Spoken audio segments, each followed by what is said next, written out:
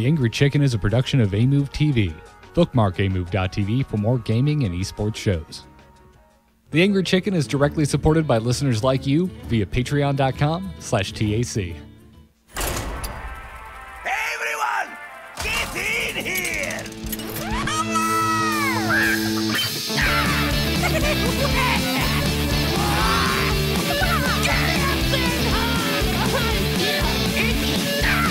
Ready for action! I've got the beast in my sight. A podcast about Hearthstone, Heroes of Warcraft. This is The Angry Chicken.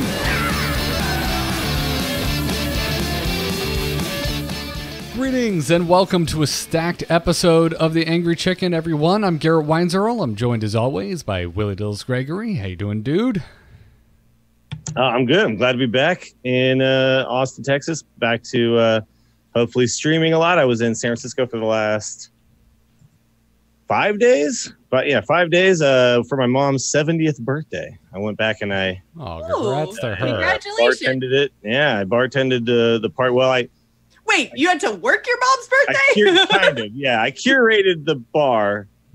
I basically bar managed it. Boom, she hired some guy off of Craigslist to actually like stand there and do it. But I pre-batched like a bunch of Sazeracs and French 75 mix, and then you just mix that with champagne, and then I like pre-did a bunch of lemon zest, and I basically like, it was so funny. I was showing him how to do it. I was like, "Have you ever bartended?" He's like, "Yeah, sometimes." And then I gave him a bottle of wine to open, and he like didn't know how to open a bottle of wine. I was like, "Oh no." Oh dear. But he ended up doing a great job after we like made a few and showed him and everything. And the party went great. It was fantastic. So had a good time.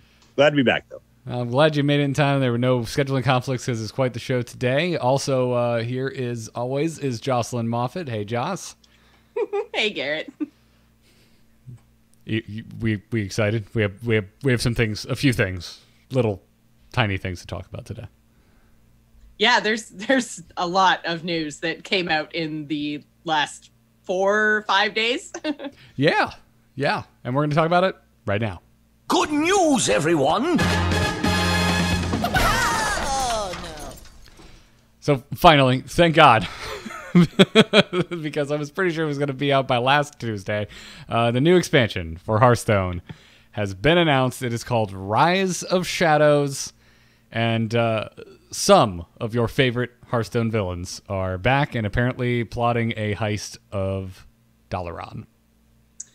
Yeah, so we were wrong about the teasers being for the single player content, or at least they also apply to the theme of the expansion overall. So right, we may have been partially wrong, or yes. overstated they how probably specific. do apply to that too, but just they also apply to these 5 people, which is I just think 5 is a little weird because very clearly they're representing classes, and then I'm like, well, there's 4 classes that aren't represented here, so there's more to come, I'm guessing.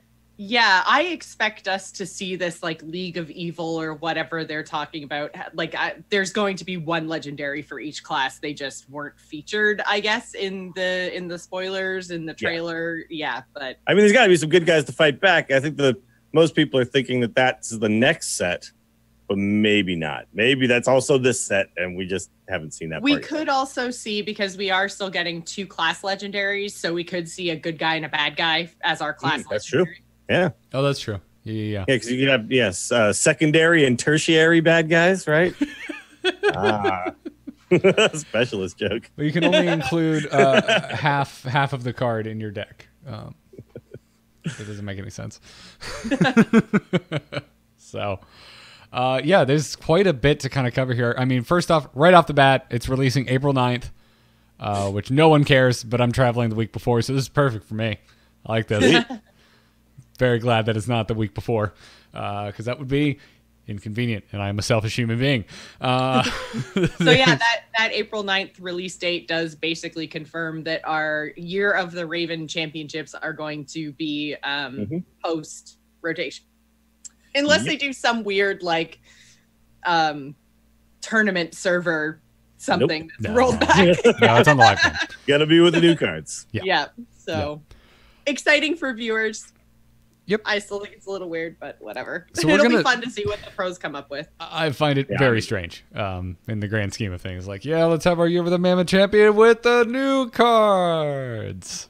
And it's new cards, old format, correct? So it will. Yeah, they're still going to be using Conquest. Yes. Conquest, yeah. Mm-hmm. It's just. So that. I mean, honestly, we'll get one if major they change it to Conquest. specialist too, that would be ridiculous. Then I'd be really mad. But like, I think this is fine. It's actually going to be really cool to watch, and it is going to reward the players who prepare better than everybody else. So. Mm-hmm. Yep. So we're going to talk about cards specifically a little bit later in the show. It's basically going to take the place of the strategy segment. If you're a diehard TAC fan and you understand the order in which we usually do things. So for right now, we're going to talk about what's new besides new cards. And there's a new mechanic. It's called Twin Spell. And if you cast a spell that has Twin Spell on it, it adds another copy of the card without Twin Spell to your hand. And this is not like Echo. You do not have to cast it the same turn. This is just effectively gives you another version of the card. Just chill in your hand until you use it. Yeah, so it's almost like being able to add 4 of the same card to your deck. Yes. Yeah, this is very much that, which is... I find it hard to believe that they're like, oh, specialist formats coming down the pipe. They can only modify their deck in so many ways with so many cards. But it's an interesting mechanic to be added when we're about to enter into this new format. It feels it's very similar to Flashback and Magic the Gathering, except there's not necessarily a different cost. Sometimes though the Flashback cost I think on cards is the exact same as the casting cost. I don't know all the Flashback cards, but basically that's what it is. It's like you can cast this card from your graveyard, and then once you do it from your graveyard, you exile it, right? So basically this, rather than going to your graveyard, though, goes to your hand. You just get another copy to your hand because we don't have graveyard mechanics. Yeah, it seems very cool. It's just like these cards are going to be high value, right? The first one we've seen is not like a good card on its own, but imagine you play it and now your opponent goes, oh, well, I know they're going to be able to play it again, right? And that's kind of the idea here is you put these cards in not for instant tempo, but for long game value. That seems pretty strong. I like it. It's cool. Yeah, I think it's cool. I was saying last week that I was kind of hoping new mechanics were a little more simple and less weird, and that's where I would categorize this. I like this. Is very simple. This is easy to understand. Like I play it and then I have it still. Yeah. Yeah. Let's stop getting weird. I wanted something like Scry or whatever, and this is in that wheelhouse. I like this mechanic quite a bit. I'm excited to see the rest of the Twin Spell cards. We're also getting a new type of card that they're calling lackeys. These are special token minions, which are generated through other cards. We've seen an example of a lackey generating minion, which we'll talk about later. But all the lackeys are 1/1 minions with battle cries. We should also say these aren't cards like themselves. Like they're not collectible. They're like spare parts. Yeah. So they're all generated by other cards, not collectible. I feel like the Spiked Ridge Steed is like the only card they've ever introduced where the actual card that it makes is a collectible card. Every other time it's been like you're gonna get me into trouble. I'm sure there's got to be something else. I just can't think like of it. Almost, yeah, I'm sure Chad will tell me I'm wrong, but I feel like every other time, like spare parts and all that kind of stuff, like none of them were also cards on their own, right? Mm-hmm. Yeah, this is very much like spare parts. Yeah, but the spare parts are spare bros. They're little dudes. Yeah. Spare bros. Spare I bros. like that. And they went to your the lackeys go into your hand too. Never mind. Doesn't matter. Very much like spare parts. We're also getting schemes, which are cards that grow in power as they sit in your hand each turn. And according to Peter Whalen, they just grow indefinitely. Yeah. Yes. Like as long as you keep it in your hand, it gets one stronger every single time. Yeah, he made it seem like there's probably some type of game cap to it. Like it can only get so big, but it is so immense that most of us will... it can only go as many times as the turn timer, right? Sure. Right. So turn cap. Those of us who are not Disguised Toast will probably never find out how much this can actually grow. We'll just wait And for that it's video. not going to matter most of the time, but it, like, imagine in Wild where people are playing Jade, right? Mm-hmm. So, yeah, you need to be able to go as high as they can go if it's, you know.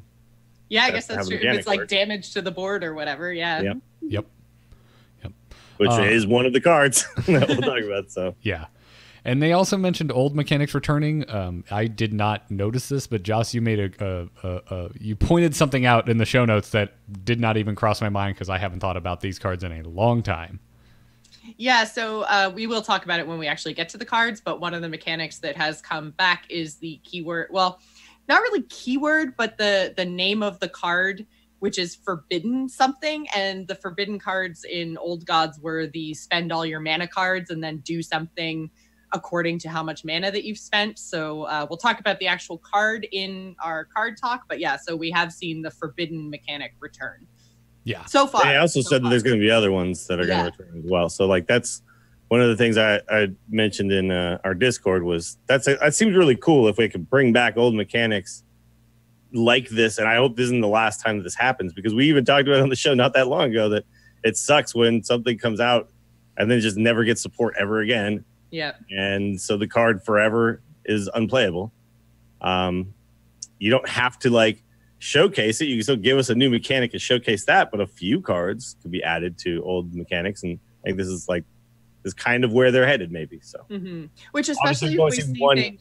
forbidden card, but Yeah, but especially if we see things not necessarily with the forbiddens, but possibly with like Joust and Inspire and kind of things that never got a whole ton of support, but could have been cool over the course of time, means that if they bring stuff like that support those mechanics back, we might see some really cool things happen over in Wild. I want to see tie joust where if you tie, you win the joust. I'm still holding out hope for it. Although I feel like the thinking there is like if you tie in a joust, you both take like lances to the chest and fall off your horses, and then listen. I am nobody very wins. aware. Listen. I just made it through season 1 of Game of Thrones. I've seen how jousts end. I'm very aware of that. I'm just saying that, although that being said, I have been running into a lot of big spell mages, so never mind. Let the ties fail, and don't give big spell mages more crap to kill me with. Please and thank you. they're losing some stuff though. I'm losing some curious stuff. to see Yeah. where big spell mage lands, because with their new card. Oh. And then finally, there's not going to be any hero cards in this set, which I'm Peter totally Whalen fine did with. confirm that, which I think is kind of good. Yeah, it's not that I don't like them. They've had a really cool effect on the game. Plus, we're still going to have Zul'jin hanging around for a while. And Zul'jin, Agatha, Agatha. and Dr. Boom. Yeah. Oh yeah, Dr. Boom. I wonder if the guys who still have them are going to be incredibly strong, because there's not Rexar. There's not, because Dr. Boom and Rexar would sometimes battle it out for a long time. You know. Yeah. I mean, Zul'jin has already proven that it's quite the strong card. So, and Dr. Boom for that matter. Agatha is still on the fence, but it seems like she might be getting some more tools in the set. Well, yeah, and Hagatha did have her place, right? So in more like Agatha's fantastic. Yeah. Yeah. So Yeah, I just don't think she was at the level of like Rexar.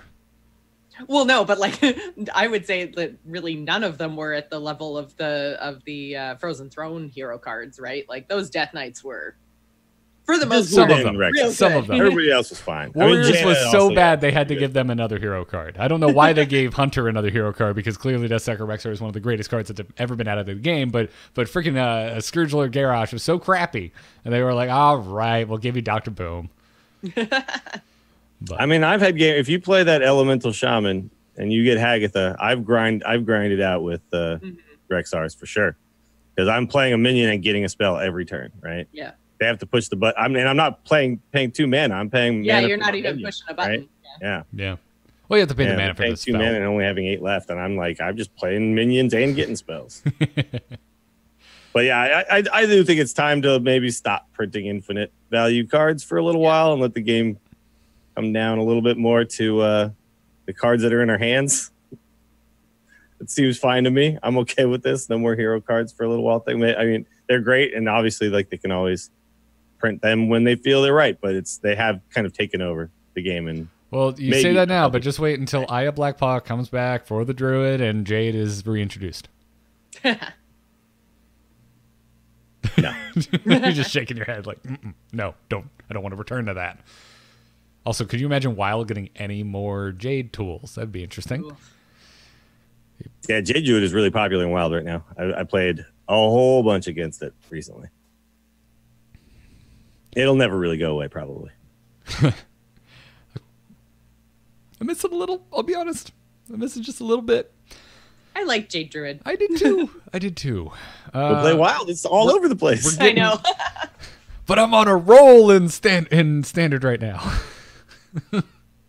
We're getting some free stuff, and you should know about it. Obviously, we're getting the first chapter of the solo adventure. The remaining 4 wings are available for gold or for $20.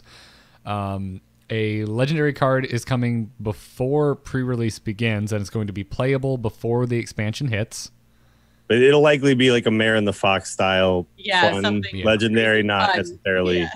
Which Mare and the Fox, though, people have been having fun with that ever since it came out, and they still are. There's all sorts of players who've found weird and interesting ways to mess with it. Obviously, every now and then a Tavern Brawl will come out, and it's, you know, the one mini guy Tavern Brawl thing, the Brawliseum. People were playing the hell out of that card because it's a 1/1 for 1, and then it makes the 1/1 that you can kill that really easily. Like, yeah, duh. So I love these kind of cards. I'm super happy when these happen, and for a week, everyone will mess around with it. And if it's got a lot of cool flavor, oh man, it's gonna be great. I like that it's happening outside of BlizzCon too, because Marin had this big tie-in with BlizzCon. They were making a big event, and I think it's cool that we're getting legendaries outside. Yeah, like Volcanosaur was the other one, right? Right. That's what made me think of it. Is okay, Volcanosaur wasn't a legendary. Not that I guess it really matters all that much in the end, because you can't DE or disenchant Marin, right? No. Yeah. So. No. It kind of, the rarity at a certain point was more or less irrelevant, but Marin was such a cool card, so hopefully it'll be kind of on that level. And then finally, a quest chain rewarding multiple free packs for Rise of the Shadows and Year of the Raven expansions are also coming. So keep checking the game. Now let's move from free stuff into all of the ways you can give Blizzard your money for this expansion, and there's so much money to be spent on Rise of Shadows. We already mentioned the 4 wings of the solo adventure. That's going to cost you $20 for all of the 4 remaining wings, or you can pick them up for 750 gold per wing. So you could, which is nice to have the option. Yeah, you could do that. There's the Rise of Shadows bundle. So this is like your pre-order. It's going to cost you $49.99 in the States anyway. Wait, is it $750 per wing? I thought it was $700. Is it $700 per wing? Did they up it? Because it used to be $700. It might be $700. I pulled this from memory, so I could be wrong. Okay. Yeah, I think it's $700 because I remember 5 wings, and people would always say first one free, $2,800 for the whole thing. Okay. Which I'm actually this time around. Normally, I spend the entirety of my gold on packs. I'm going to go ahead and just hold 2,800 gold back and just buy this because I'm also getting packs. It's almost like, you know, because I'm already still going to get whatever 16 packs and a golden pack and a legendary. Mm-hmm. It's like rather than buy 28 packs with it and then spend $20, I'll just buy this thing and not pay the $20 and still get packs. Yeah. So it ends up like I'm almost like this is just a net zero. Like it doesn't actually affect me in a way. It is 700 gold each. Okay, there we go. For some reason the link I think I'll probably wait. I think to see what the actual experience is like. As much as I want the packs and all the rest of the stuff that comes with it, I just kind of want to see if the solo adventure content is actually good. I'm going to play it regardless, you know. I'm intrigued by. I'm going to play it all the way through if it sucks, but I'm still going to play it. Which again, this is more like me taking a stand, much like I did with Rostacon's Rumble. It's just like, this isn't good. This isn't thinking outside the box enough for me, so I'm not going to play it. And I'm gonna, whether anyone actually notices or not, but I'm gonna vote with my time and I guess in this case too with my gold and or dollars, right? Yeah, I think I'm gonna probably end up picking it up regardless, and then make my future purchasing decisions based on whether I enjoyed it or not. That being said, I'm going in pretty grumpy about this, so I will probably like it because my expectations are super low. I'm intrigued by them pulling different parts of, all the different single player things that they've done in the past, but I'm not going to do it day one. I'm going to wait and see. I'll probably just watch Dills do it. Yeah, I mean, I guess to me, like, because of the fact that I could purchase it with gold, it almost just feels like it's still free. Because if there was no packs or whatever and they were charging, I'd be like, whoa, what the hell, man? Mm-hmm. But because they're giving me stuff and it's comparable to what I would have spent that 2,800 gold on, right? Like, it just seems like what am I getting? I'm getting 12 less total packs, but gold legendary and gold classic pack. So yeah, it almost feels like it evens itself out. You know what I mean? Right? Yeah. And you get the content and hours of playtime doing something. Yeah, I don't know. Yeah, like I do like roguelikes, and if this is a more involved version of that, like that's like what we talked about. If they're going to charge $20, it feels like they probably have upped the quality in a significant manner that they feel that that's a valuation they can slap on it, right? Yeah. If it's not, and it's literally just like some crappy new version of dungeon runs, and then they threw some $20 and then they made it $20, then I'm going to be like, okay, now I'm just mad at you guys on a deeper level. Yeah. But I trust Team 5 a lot more than that. Like they've given me a lot to give them the benefit of the doubt on this one, I think. Right. I think it's well padded out, whether you like solo adventures or not, because of the packs you're getting and the card. It's like the thing that I hated so much about Dungeon Run is being fixed by this version of it, right? Because there are rewards. Yeah.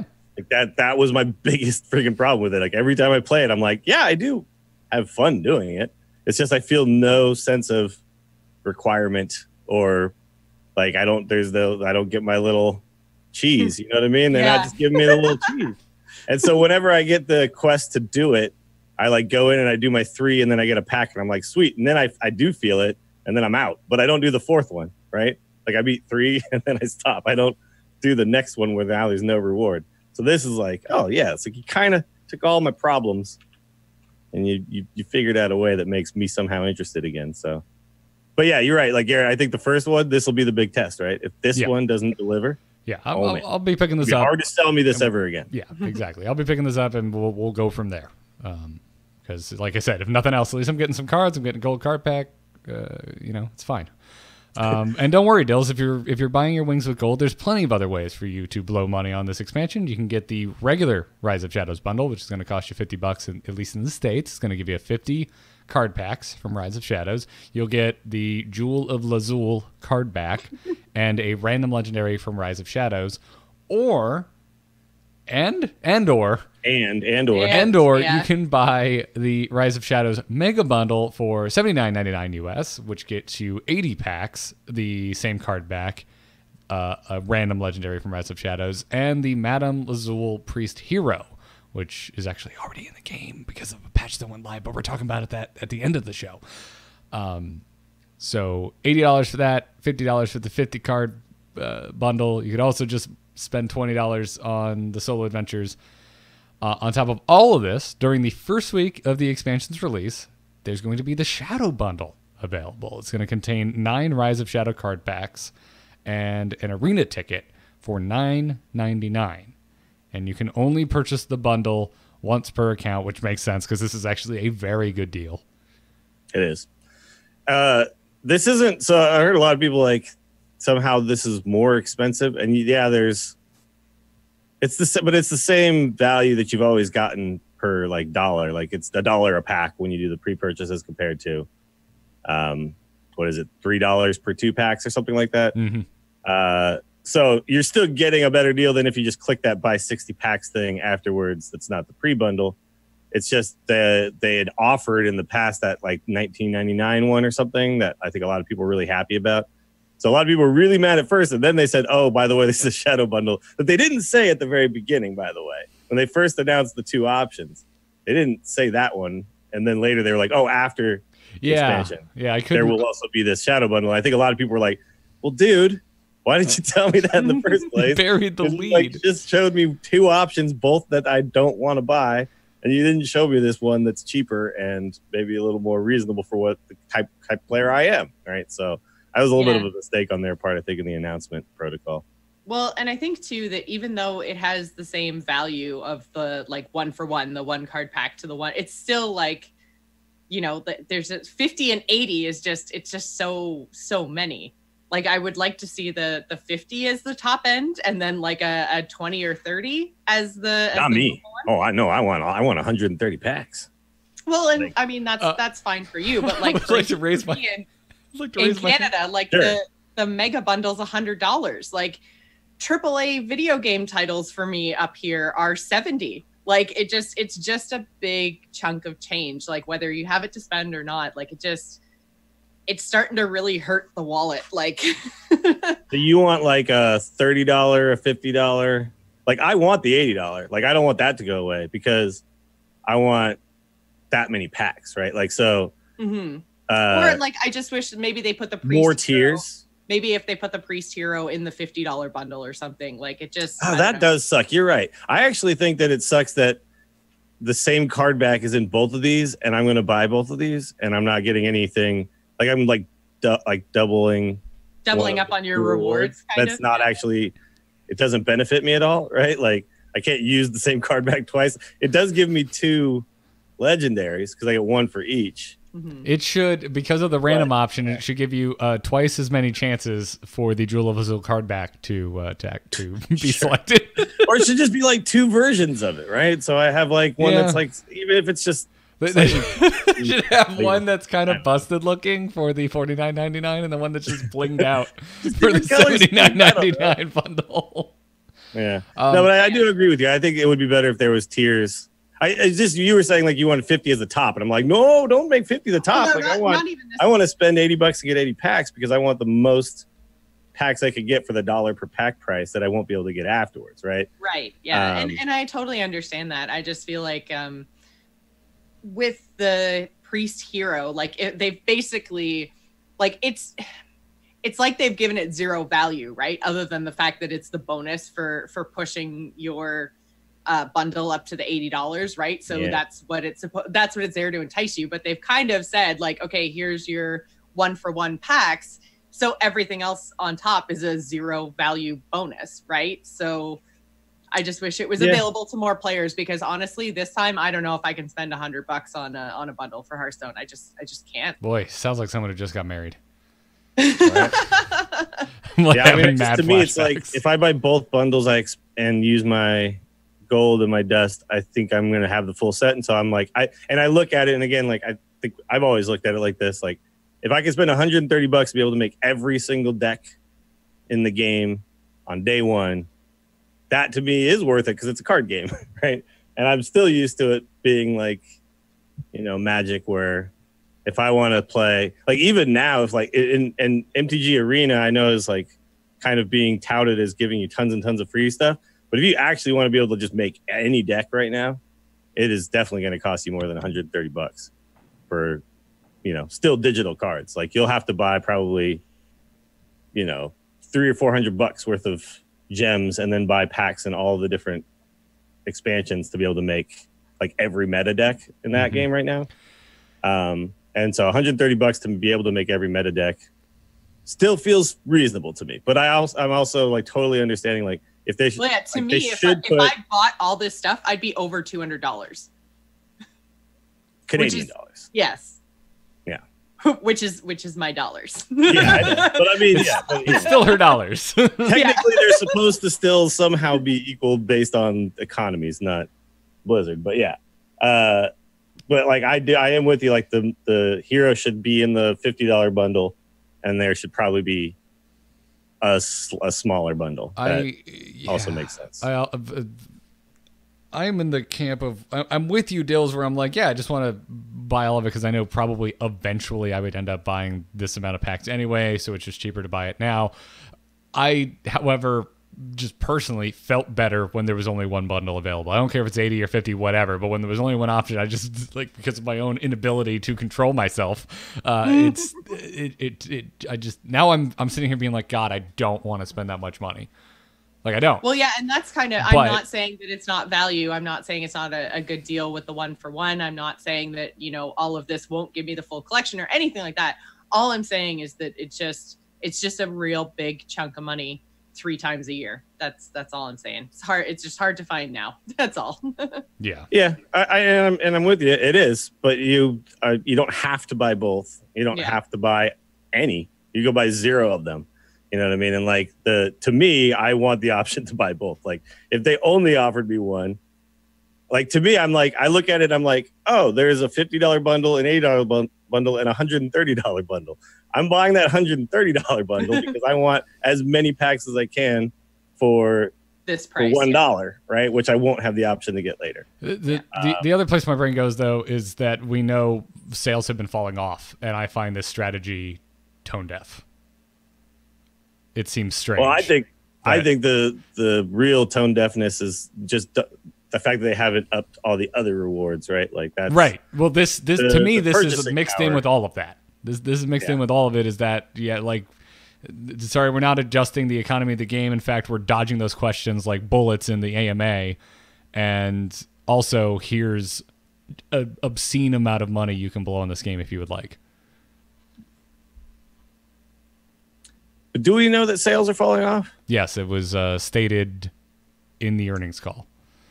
Now, the earnings call said that Hearthstone was one of the consistent earners that Blizzard still had. I don't have obviously I don't have a source at the moment, but I don't know if it said like it's not less than it was this year or whatever, but it did say as far as like consistent earners, Hearthstone was one of them. I can't remember what the other one was, but I believe thought that both was is true. Consistent player base. I didn't think that was dollars in terms of Hearthstone being consistent. I mean, it was in the earnings portion of it. Yeah, it was one of the. Remember the little sheet that I sent you guys because I read through it, like their slideshow thing. It was Hearthstone was one of the games they touted as being like one of the consistent earners for Blizzard, which makes sense to me because it is, I think, probably one of the games that, like World of Warcraft, loses subscribership and his money just straight goes down, right? But I mean, like it also makes sense, like that number of sales would be falling, but sales would still be consistent if the cost of bundles is going up, right? Sell less, but they cost more. Well, you can also lose players in Hearthstone and they're free-to-play players who were never that invested in the first place, right? Whereas you can't lose players in World of Warcraft without losing money. Yeah. Like literally you can't, right? But like you could lose like some dude who downloaded on his phone one time and then played it a little bit and then never played it again, and you actually lost $0. But it's really when do you start losing the I'm sorry, it wasn't the most recent one, but the November conference call, it stated that Overwatch and Hearthstone were seeing flat or declining numbers. So the Q3 earnings call had that information in it. Okay. Thank you, Google. So that's just where my head's at. And to me, I think of this as that. Like it's in that same conversation of the economy of the game and whatnot. I just find it strange. I feel like there could have been a little more, I don't know, goodwill throwing us a bone here with this. Like the value doesn't seem as strong as I was kind of in the back of my mind, I guess, hoping that the bundles would come out and be like, you're getting a little more bang for your buck, or I don't know. I'm not really sure what I was expecting, but it wasn't this. Yeah, I got to think, though, that if that's the case, then they're not concerned that this announcement would suddenly mean no one's going to buy it. Mm-hmm. And maybe they're wrong. But, like internal numbers would have to give them, because, this kind of thing is not something that is just some guy decides because he feels this is probably right. Like there's teams of people who pore over data before they make decisions like this. And it would be very odd to me if that was like literally a tone deaf thing that they just had no idea based on no information that this might work. And we'll see, I think, probably on the next one, because it seems like every single expansion, they slightly tweak this model, right? So like they haven't quite found the perfect pocket yet.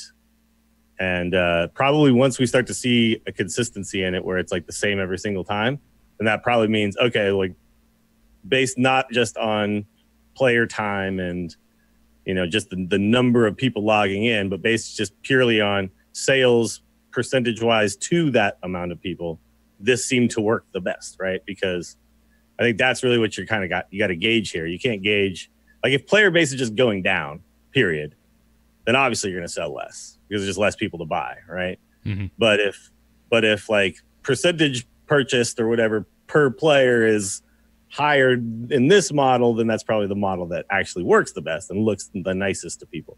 So I think, you know, you're definitely like, what you're speaking of is like, you're speaking as a customer with an emotional response just to the offering you're getting, right? I mean, I'm dancing between both. My emotional response is, damn it, I feel like I have to spend this money.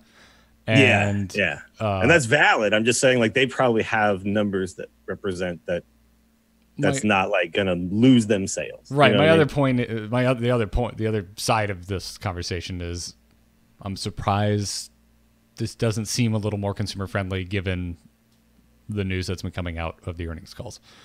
But that's just a thought. Yeah. But again, that's like, I feel like those earnings call, the news is inconsistent. Like I can't make a determination that definitely they're making less money because Blizzard, Activision as a whole made record profits last year as a company. Yeah. So like there's like inconsistent information in the earnings calls that makes me go like, oh, it's definitely they're losing money. Why are they doing well, this? If you look at the previous I don't really year, know 100% what's going on internally, right? Yeah, well, I think that's where the term flat or declining comes in, because flat means Flat essentially or no declining, growth exactly. or just kind of treading water. And if you do look at, you know, Q4 2018 to Q4 2017, there's actually not a huge amount of growth. There's enough extra money that Kotick can get up there and say, yeah, we had a record year, but it's actually a pretty minuscule amount over what they made in 2017. So, well, the other thing too is that oftentimes for a company, flat means we went up only 3% as opposed to the 5% we projected. Right. Like that, this it's so annoying that this is like corporate culture. But unless we're growing at this exact rate every year, we're actually like panicking because somehow that makes sense that somehow we could just grow forever and ever. I like chat room that's saying if Artifact was successful, we would have gotten more fair prices. I mean, it's a joke and it's funny, but it's also that has an effect. Like if there was more, it's all part of the market, right? Yeah, exactly. Yeah. If there was actual like legitimate competition outside of Magic the Gathering, which was around before Hearthstone even hit the scene, Hearthstone is actually their competition. Then maybe, who knows? But I don't know. It's just all the places my brain goes. There's no real competition. I am very aware I don't have to spend all this money. I just feel like I have to spend all this money. Sure. You just see it and you go like, well, they're asking me for that much. Yeah, I get that. Yeah, I'm just. That's why I say it's like that's the emotional response, and like that may be the wrong thing for them to elicit from their customer base. Like, don't do something that makes my customer base feel this way, right? Yeah. And it's like, do I want to take a New York vacation or do I want to buy all these Hearthstone cards? Like, I could get a plane ticket to New York for the same price. Like for me though, it's like I know that over the next 4 months of this expansion, I will probably spend 160 hours playing Hearthstone, right? And so if that's the case, then that's less than $1 an hour for my entertainment. Like that seems totally fair to me, right? Like, as if I go play pool right now at a pool hall, I spend like $7 an hour to use the pool table, right? So if I go play bowling, I'm spending like $4 a game on bowling or whatever, and renting bowling shoes. Like that, I look at it more like that, like time spent per dollar spent. And like when I buy a AAA title, I can spend $10 going to the movies once a week, but they want $200 right now. Yeah, you can, because it's also that it's is a your limited option. time. It's a limited time pre-purchase bundle, right? Too, which I think is the other thing that leads to. They have to do it before they. It's kind of like what leads to my, I guess, even if you want to call it like consumer anxiety, right? Is that like I have to, and even though like we know the expansions are coming out and stuff, I do still feel it's like now there's, you know, this 2 to 3 weeks of pressure where you have to find the money and decide yay or nay. So I feel like even if they said these are the bundles for the expansion and it was just available through the duration of the expansion until the next one, that might even make me feel better about it. So I can buy, the $50 bundle now and the $80 bundle later. That'd be an interesting option for them to at least try. I mean, I would. My gut goes that they probably wouldn't sell as many because people like me wouldn't go, oh, but I have to buy it now or I'm never going to get this good of a deal. But it's certainly something I think they could adjust for. Like, try it on one of these expansions, see how it goes. But by the way, Jocelyn, $10 for a movie ticket? Is that for real in your country? Have you been to California recently? $50 for a movie ticket nowadays. It's crazy. What is happening with movies? Why are they so expensive? It was like $10 in 2009 when I was going to see movies in Southern California. The problem for me too is I hear it's the Alamo Draft House, so not only do I spend, I think it's like $13.50 for the ticket, then I sit down and order like 3 beers and a Royale with cheese, and I walk out with like a $40 tab. That's how they get you. $70 for one movie. Those seats They are so comfortable. definitely make up for it when it comes to snacks because like popcorn and a drink is like $20. So yeah. Yep. Yeah, I don't know. It's just when I put it in perspective, I'm like $130 and for the amount of hours I'm going to get seems totally fine to me. And I know that it's not fine for everybody, but it's like I'm glad I have the option to get all this many packs for this amount of money. I do wish that they had given other people the options that make more sense for them because there shouldn't just be these 2 and that's it. And then $10, that's the only other one. Like that seems like so far away from 50 and 80. And $10 that you can only buy once. Yeah, maybe make it so I can do that 3 times or something. Yeah. And even then that $10 bundle, it's only once. And does it go away? Yeah, during the first week of the expansion release. So again, this is another timed bundle that's like you have to spend your money and you have to do it right now. You can do the pre-release, the post-release, and then after that, nope. Again, it's almost like it's a tactic. Regular non-bundle. Yeah. So, anyways, that conversation could go deeper and longer, and I'm done. And while we're all sitting here thinking about how much money we have to spend, it probably is a good time to do a sponsor read on the Angry Chicken. This episode is brought to you by a new sponsor today, Quip, which you can find by going to getquip.com/TAC. If you are unfamiliar with Quip, it is a better electric toothbrush created by dentists and designers. And clearly, because this is like the most beautiful toothbrush I've ever seen. So, thing is freaking amazing. Yeah, I'm very happy with mine. Dills, did you know that up to 90% of us don't brush for a full 2 minutes or clean evenly?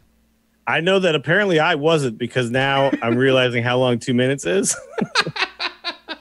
And it's always a little longer than I would have done. I think I was probably like a minute 40-ish guy. You know? The Quip toothbrush is helpful because it has a built-in 2-minute timer that pulses every 30 seconds to remind you when to switch sides, helping guide you to a full and even clean. And it has trained me because when I first started, I was like, wow, this is so much longer than I thought.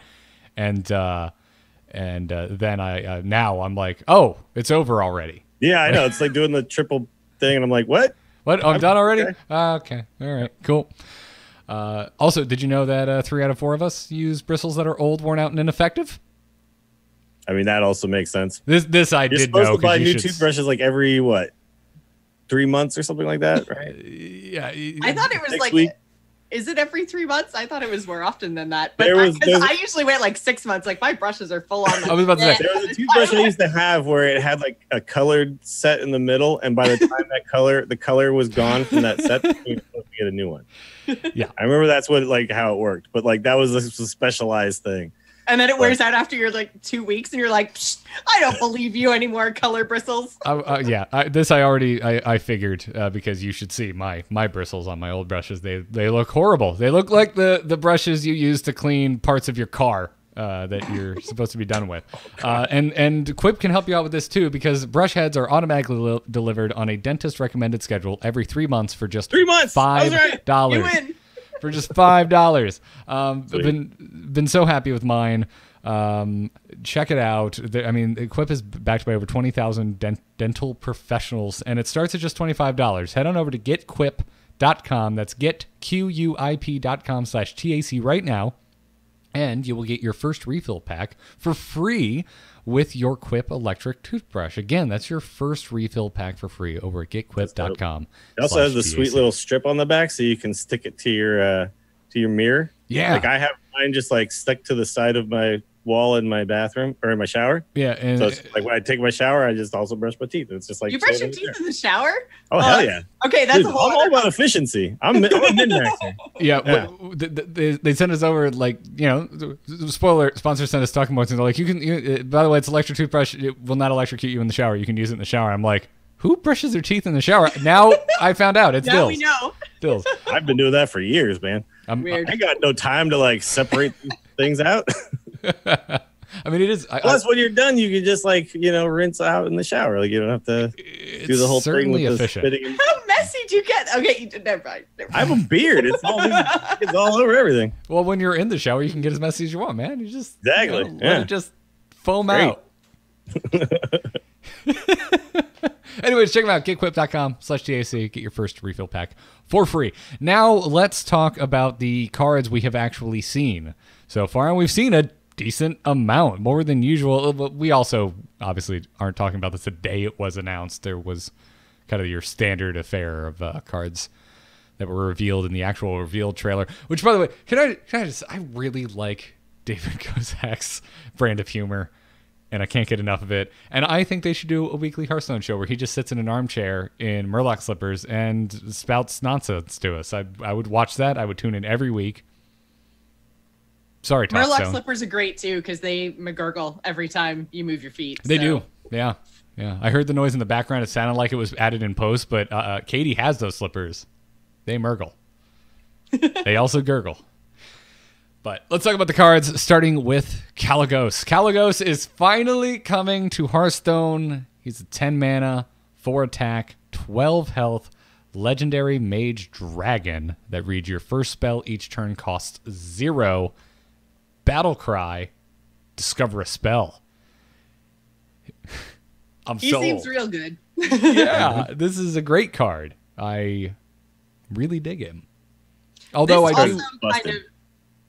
this also, to me, looks like we're going to get one good guy and one bad guy for each class because Kalecgos is the new leader of the Blue Dragonflight. Well, I guess the Blue Dragonflight kind of broke up, but he was the leader of the Blue Dragonflight. So after Malygos, so it seems like he would be an obvious choice to be a defender of Dalaran. He's Jaina's boyfriend, or was Jaina's boyfriend, and yeah, so he seems very defendery. They're I don't think it's official yet. I read the most recent Chrissy Gold novel. It seems like there's still a little fire there. Yeah, I mean, Jaina is like an ice queen, so it's kind of hard to tell. But also missed opportunity on the art here. I wanted human form Kalecgos, like holding Jaina like a romance novel cover. Well, isn't Malygos is actually Kalecgos or something like that? No. Didn't they actually use Kalecgos' art for something else? Oh, did they? Oh, I see what you mean. I thought you meant like in Warcraft lore. Are they the same? No, like they use the actual art of Kalecgos for the Malygos card. I don't think it's for the Malygos card. It's for some card. You're right. It is one of the other dragons though that has been released. Was actually Kalecgos. I feel like it was like a priest one. Yeah. Whoops. So this card is insane though. If you already have like a flame strike in your hand, you play it, you discover some spell, and then you flame strike that very turn. So you spend 17 mana, discover a spell, put a 4/12 into play, and if they can't kill it, then you get to play another free spell the very next turn, another free spell the turn after that, and still have this 4/12 dragon punching people and hitting face or whatever you want to do with it. So this card is... I never even thought about being able to cast a spell in the same turn for 0. Yeah, I was thinking like it had to live to the next turn, and even then, no, the spell that turn. Yeah, you can cast a spell that turn. Yeah, you could discover Flame Strike with the discover, and then cast that whatever you discover with his battle cry. You could then just cast right away. Yeah. It's okay. This is really even better than I thought. It's amazing. Yeah, because I was reading him. And I'm like, first spell card. And I'm like, oh, this is a pretty good card. And then I've like read Battle Cry. You will play this card. It's basically like what that Battle Cry reads to me. I think I had in my head that like the first card you play or something. Because then I was like, well, Kalecgos is the first one. You wait till the next one. You cast a spell. But yeah, so that's awesome. Yeah. By the way, Chad is making a really interesting point, which is don't coin Caligos on 9 because then you will have already played a spell that turn. So the spell will not be 0 after that. I mean, you can still do it if you just want to put the 4/12 into play. I mean, you just don't get the free spell that you turn. may find yourself in a scenario where that seems like the right thing to do, and you still get the spell. It goes in your hand, and then next turn is free, and so on and so forth. But yeah, don't do that and expect to get a free spell. Yeah. It would be, oof. I would totally have done that, by the way. Oh, yeah. And I still might. I still might. Chef Nomi is coming to Hearthstone. I audibly booed alone in my office watching the trailer when I saw Nomi come up. Not a Nomi fan, huh? I think this is kind of fun. Oh, I think it's really fun. I'm a Nomi non-care. I don't have any about the NPC. I don't have any feelings. He just burns your food, though. man. He just burns your food. That's all he does. Yeah, no, I actually like the card a lot. I just hate Nomi, and he deserves all of the boos. Nomi is going to be a 7 mana, 6 attack, 6 health, neutral legendary minion. He's got a battle cry that reads, if your deck is empty, summon 6/6/6 Greasefire Elementals. This is wonderful. Yeah, the thing is, so I'm not sure if this card is actually going to be good or not. And I'm leaning towards probably not good because Dragon Caller Alana is the most similar effect you could think of, right? Like just fill your board up with legit threats. But Dragon Caller Alana doesn't require your deck to be empty. You could just play Dragon Caller Alana because you played, 4 big spells or whatever throughout the game. And you can still do stuff after if they clear. Chef Nomi is almost like, okay, this better win. And then if it doesn't, you're like, oh, crap, I guess I lose. And a lot of people obviously are talking about Myra's unstable. And yeah, totally. You Myra's, you get rid of your whole deck, and then you Chef Nomi, and then you probably win because, you kill him. But I think more than probably win because I make a bunch of 6/6s, I'd rather definitely win because I Leroy Abyss you, deadly poison, hit your face type of thing, which is what the Myra's decks already do. Mm-hmm. So I don't know if this is like a thing they need. I do see kind of an interesting thing here where you could make like an academic espionage, Myra's unstable, Chef Nomi deck where you like Nomi is just part of the plan. And if the plan doesn't work, then you put a bunch more cards in your deck and then try to win after that. Oh, you're saying you're trying to copy Nomi? Sure. I don't know. Most of the time, I think what you want to do is you want to win the game by the time your deck is empty. Right. Like a card that definitely wins the game when your deck is empty is Mechathune. So I don't know if this is better. Yeah, and Mechathune's sticking around, and when this hits the board, I mean, yeah, it's impressive, but it doesn't do anything that turn. Yeah, if the opponent somehow has a way to deal with it, like Mass Hysteria, Psychic Scream, I don't know, all sorts of stuff. So what I like about this card is just overall the design, and this is the direction I would like to see cards go rather than infinite value. Sure. So if we're going to design cards that reward you for going late, for drawing through your deck, I'd much rather see this kind of design rather than something like Kingsbane. Yeah, no, I mean, I think this is a really interesting card. It's just, I look at it and you immediately think 7/6/6s, holy crap, and then you think about it logically, like it has a game kind of goes on, and you're like, this might not win you the game. It might actually just I spend 7 mana doing this, then my opponent might just be like, well, I kill you now. Mm-hmm. So I don't know. We'll have to see. This is a wait and see for me for sure. But super interesting. And then you get Psychic Scream is rotating. Oh, it is rotating. Yeah. Gotcha. I was gonna say I'm like, that thing's been around forever. That it's got to be time for it to leave, right? Oh yeah, Scream's going away for sure. Scream is Psychic Scream, die in a fire. Done with you. Done with you. But Mass Hysteria. Mass Hysteria is still like 1/6/6 behind. Mm-hmm. Guess who we're not done with? Rafam, because he is returning in the form of Archvillain Rafam, a 7 mana, 7 attack, 8 health, legendary warlock minion that has taunt, but also a battle cry that reads, replace your hand and deck with legendary minions. It's like the monkey.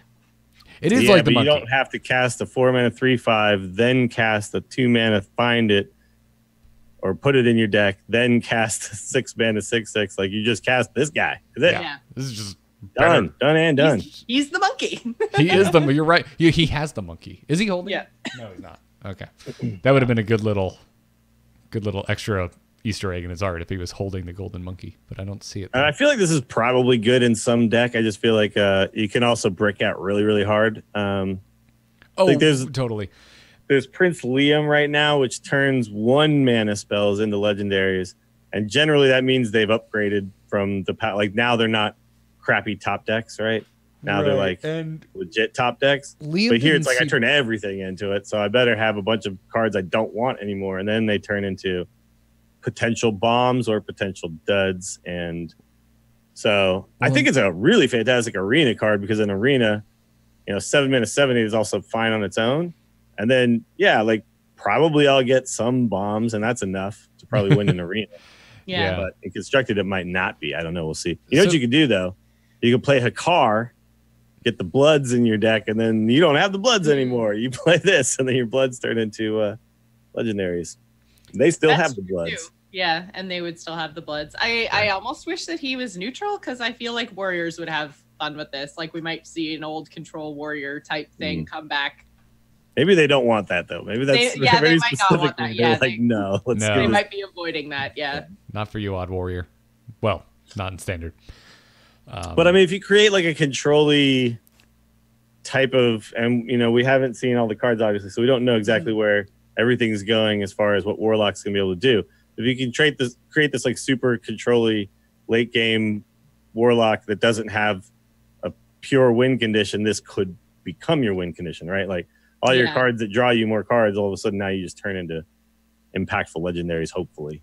Yeah, control Warlock has we'll always have to see what's actually printed for Warlock though, because they're losing a lot of like they're losing their spellstones, they're losing Dark Pact, they're losing Void Lords. The files going away. Yeah. Thank God. Gul'dan too, yeah. So there's a lot of like late game control heal type tools that they're going to be losing in the rotation. So I think we have to kind of wait and see what happens. That's why I say like I think you could put this as an arena card for sure. Like it's going to be a pretty solid arena pick whenever you have legendaries. But outside of that, constructed, I'm a little concerned. I'm like, obviously, they'll have to deal with the 7/8. Then they'll have to deal with whatever legendaries you end up getting and can play. But you'll lose all your removal and all your whatever, and all you'll be able to do is just drop minions, right? So I mean, the monkey saw play in Control Warrior back in the day, and this is just a better version of that. So, but Control Warrior took it. That was they didn't play it until it was this super late game fatigue state, right? Right, which I think is more or less where you would want to play this. So I'm kind of chalking. I think the TLDR on Archvillain of Farm is Control Warlock a thing? Do they take it very late? Then this card will probably find a home. And what do you think? Oh, sorry, Garrett, go ahead. I was going to say it also might not be right away. They're losing a lot of control tools, and that's a really good point. So maybe Reform, maybe not right now, maybe not right at the release of Rise of Shadows, but maybe after expansion number 2 or number 3 this year. Yeah, and what I was going to say is, what about even being the top end of a zoo deck? Maybe, that thought had crossed my mind. Just turn your 1 and 2 drops that are left in your deck maybe into they are losing potential. It's like an oh shit button. Because they're losing. Yeah, it's like I'm losing the game. It's like I'm gonna lose anyways. I might as well. What Liam does in Odd Paladin right now is if I end up getting my board cleared a whole bunch of times, and now we've gotten to this point in the game where I better become a value deck. Yeah. How do I become a value deck? Well, and this they're is the way to still going to do have it. Leroy, but they're losing Doomguard, so they are losing some finish potential in Zoo with the Doomguards going away. But again, they may get something new that kind of fills that gap. We don't know, but whatever the case is, very cool card and certainly has potential. Mm-hmm. Yeah, that's what I was saying. Without Blood Reaver Gul'dan, what does a late game Warlock do? Yeah, we don't know, and it might just be this. Oh my God, you poor Warlocks! You can't just keep bringing back Void Lords. What will you? How will you survive? Let's talk about our first twin spell card, the Forest's Aid. It's an 8 mana rare druid spell with twin spell, meaning once you cast this, you get another copy of it put in your hand that you can just cast whenever, which you would need that to be the case because it costs 8 mana. And it summons 5 2/2 treants. So, Dills, you were alluding to this earlier. This isn't a game-breaking card by any means, but you essentially can have 4 of these in your deck. Yeah, I don't think I would ever want 4 of these in my deck though. No, I'm with the added bonus of it not Or, taking I mean, 4 you slots. could also you put one in, right? And that's well, no, you put 2 of them in your two deck, in. and then they each create a second copy, right? No, but I'm saying like you could also look at it as I put one of these in my deck, and then it's like having 2, and then that frees up another deck space. Yeah, that's true. But it also, I mean, if you're playing a Treant deck, you probably want consistency to draw your Treant stuff. So you probably want, if that is a thing. I just feel like on turn 8, if I'm dropping 5 2/2s, my opponent's probably doing something more powerful than that. That being said, that's 10/10 worth of stats for 8 mana. So, like, let's say I do this, and then my opponent goes, well, now my Lich King doesn't seem so good, right? And obviously, like, I know Lich King's rotating, blah, blah, blah. Mm-hmm. But, you know, it's like that is, like, the type of thing that an opponent would do on turn 8, right? So if I do this and they suddenly can't do that, that's pretty sweet, right? Because 10/10 means I would just be able to trade into it and do it again.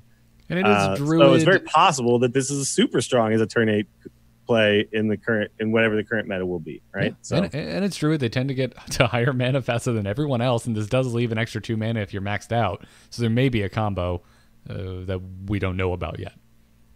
yeah, and maybe the Treant Druid is a thing now with the other stuff rotating out, and you just want as many ways to make Treants as you can. So yeah, which is what I was going to say. Is this would be really interesting to see if now that there's a little bit more breathing room. All the Treant stuff that came out, that was Witchwood, right? yeah. This gives that more support, and maybe it's enough to push that archetype a little bit. We also, I think in the past, we've also talked about like on turns like 8, 9, 10, I want to be doing something that impacts the board that turn. This obviously, I mean, it impacts the board in the way that you're throwing down 5 2/2s, but it doesn't affect the opponent's board. It doesn't give you any rushing power or anything like that. So, but some of the Treant some of the Treant things that you can do, whether those 2/2s live or die, basically demands an answer. So they might only be 2/2s, but because I think it's significant that they you are turn them into 5/5s, right? That there's lots of stuff that you can do with Treants alive or dead. So well, we're not losing Tree Speaker because that just came in with Rosticon. That turns your Treants into 5/5s, and then chat room mentioned basically if they don't kill them, you play Tree Speaker. If they do kill them, you play Mulch Muncher because that's the 8/8 that gets 1 mana discount for every Treant that died and that game. Rushes. Yeah. I guess the fear is that I spend 8 mana playing a bunch of 2/2s and my opponent just kills me. Right? Yeah, I feel like traditionally in Hearthstone, having like multiple turn plans like that have never really been powerful enough or been fast enough to get work done. But things will most likely slow a little bit, at least here at the launch of this expansion. So yeah, the power levels are going down for sure. Also, I look at this card and I think in Arena, this is a fantastic card because a lot of times in Arena, it's like I just need to drop stats turn after turn after turn because we're not worried about getting OTK'd, right? We're not worried about that kind of thing happening. We're just worried about having stats that match my opponent's stats, and 10/10 worth of stats for 8 is totally doable and totally fine. And there's not as much AoE and there's not as much ways to deal with that. So if I can do it this turn, and even if you do deal with it, then I do it again. And now can you deal with it twice? You know. Well, Mechathune is still playable, so I'm still worried about getting OTK'd. Well, Mechathune's not going to be in Arena. I'm talking about Arena. Yeah, in Arena. Yeah. But no, you're right. Gotcha. It's standard. It'll be Mechathune. Is Cloning Gallery going away? No. No. So cloning people can still clone Gallery. Divine Spirit Inner Fire, that's not going away. So people can still just kill you with Wall Priest stuff. Servitude and Shadow Essence are going away. But okay, that definitely does weaken that deck quite a bit. Yeah. But that might not be a thing, period, then. Well, that's okay because priests are finally getting Shadow Word 4. I'm sorry. It's called Forbidden Words. It's technically a 0 mana rare priest spell that reads, spend all your mana, destroy a minion with that much attack or less. So you can finally kill those pesky 4 attack minions as priest. This is good. Just kill anything. I mean, kill whatever you need to kill. I'm looking at you, Caligos. I think this will probably replace Shadow Word Pain. But I think if you're going to play some sort of a control-y type wants Shadow Words in your deck priest, you're probably going to keep your deaths in because it's cheaper, right? Well, a lot of priests just aren't playing Shadow Lord Pain anyway, period, anymore. So I don't know. We'll see. I mean, with Mass Hysteria and stuff, like, they just didn't really need that for small boards and small minions. Yeah, but they're also probably you'd still play Death, but like most priests will also only play one. Stuff. So they're also losing Radiant Elementals and Lyra and Spirit Lash, and they're losing a lot of stuff. So yeah, but if you're playing a super control-y priest with some sort of late game win condition, yeah, maybe you just play all this stuff. Like, and you just have all the removal in the world, and you just never let anybody have anything to stick. And now this being a super flexible option is just fantastic for priest, right? Yeah. Something they were never able to do is just like pick a minion and kill it. Yeah. Based on nothing, right? Just based on how much mana I have. Mm-hmm. So yeah, this is strong as hell, man. And the one thing that you will have to do is you have to manage it, because it's not like a cast X spell in Magic where I choose how much mana I want to use. I have to play whatever I want, get down to this amount, and then play this if I want to. Yeah, otherwise you'll super overkill something. Otherwise you'll always just use all your mana. Yeah, so be careful of that.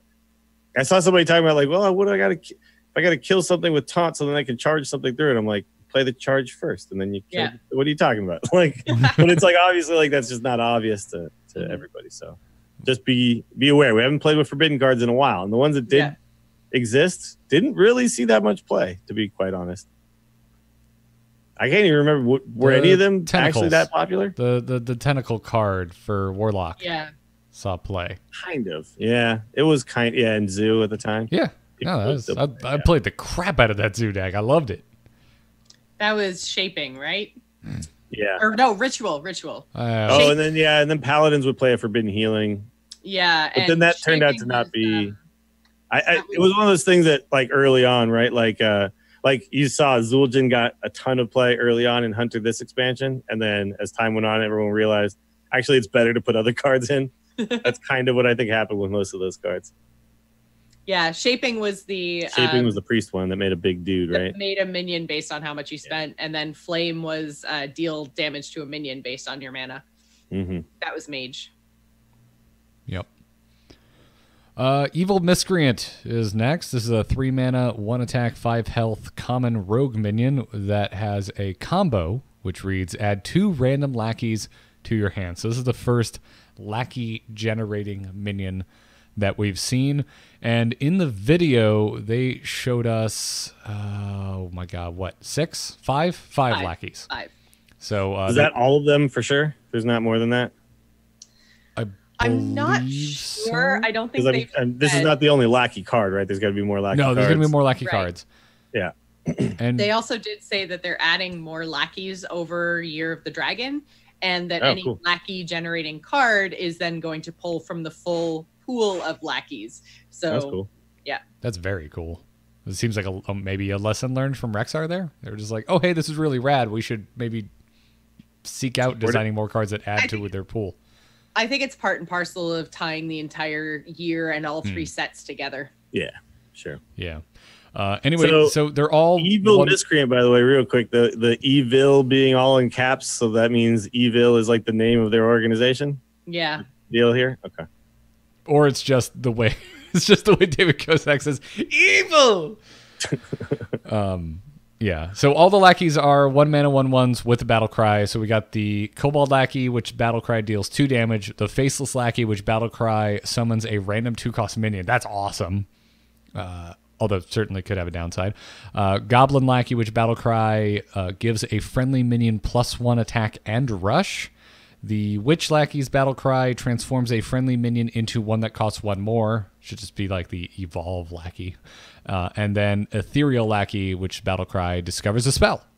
So honestly, all lackeys are pretty cool. Yeah, they're all definitely worth more than 1 mana. Yeah. The key is you're paying the cost in the 3 mana 1/5, right? So the 3 mana 1/5 is not a good stat line for 3 mana, but these lackeys are all probably worth 2 to 3-ish mana in overall value for each one of those. So it's like you get that back when then you spend 1 mana on a card that gives you 2 to 3-ish mana worth of value, right? Yeah, So, I mean, Not to mention because they're so cheap and they're in, at least from the Miscreant, they're going to be in Rogue, right? So then the Rogue has 2 1-mana cards they can use to activate combos. Low mana is always great. yeah, in Rogue they have added value for sure. Yeah, Mhm. but I mean, just these cards are just good. Like playing a 1/1 that just pings something for 2, playing a 1/1 that just gives you 2 minions. Playing, giving you +1. Like I look at all of these and I go, yeah, these will all be sweet. Like the being able to evolve in non-shaman classes gives you.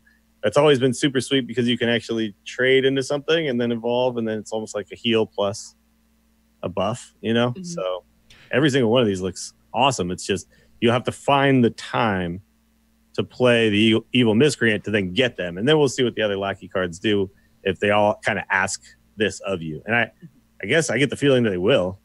But the fact is, you get a 3-mana 1/5.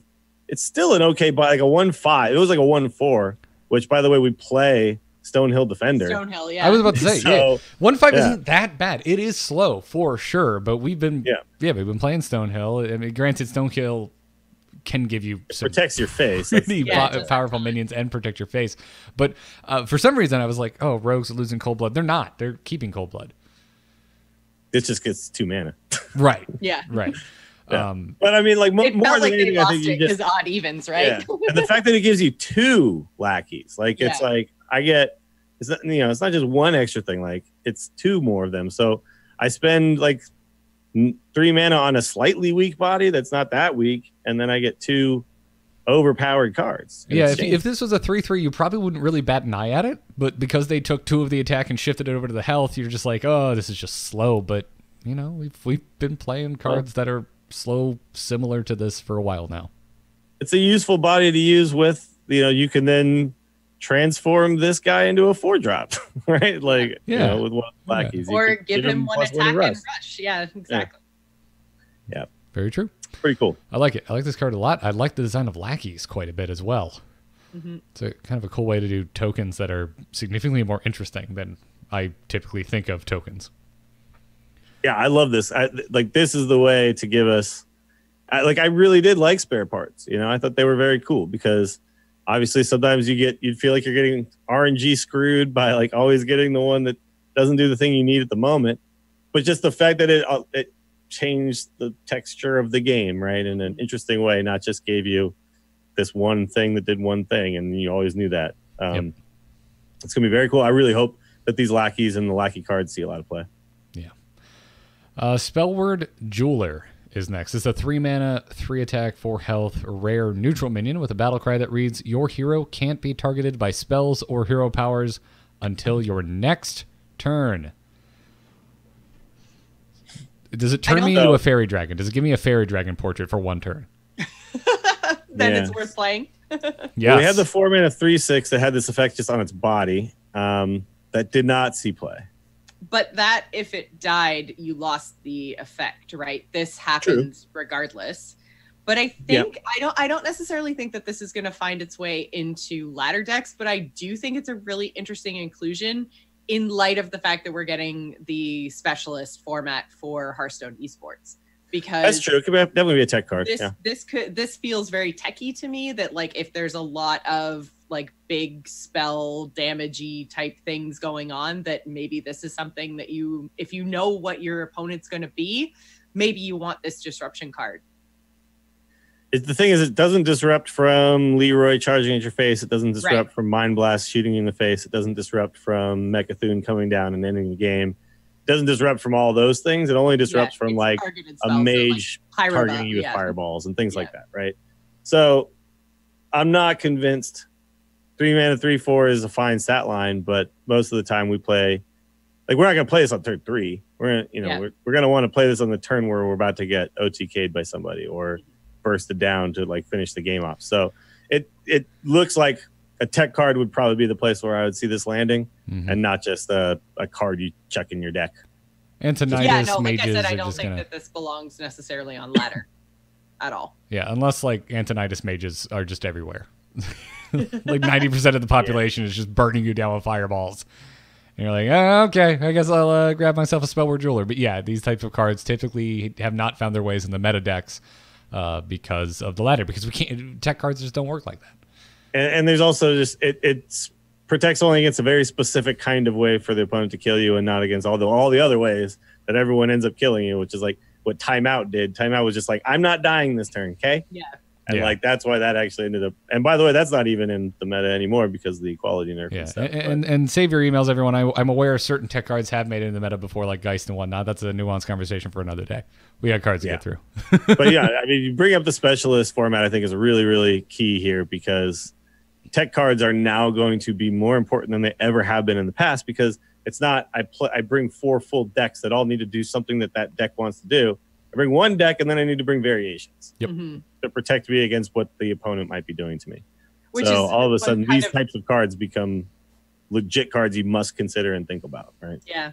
It does kind of make me wish, though, that you just had a like 10 card actual sideboard sort of thing instead of having to say, you know, like, I want the jeweler just in this one secondary deck and not my tertiary deck or whatever. Like, I don't know. I wish that there was that extra little bit of flexibility. The idea too of a tournament being like, we're going to pause now while they make decisions on, and we get to watch them like build their deck for a few minutes would be really cool. But I will play devil's advocate on that one though, that it might actually be more interesting this way just because of the way Hearthstone works as compared to say Magic, where you will have to decide beforehand, like, I'm building this deck, this is my main deck, then I've got an anti get bursted down deck, and I've got an anti whatever, and I have to like make a lot of interesting decisions in the deck building phase before I get there, and not like, oh, he's that, I put in this one card, and now I've teched against that, right?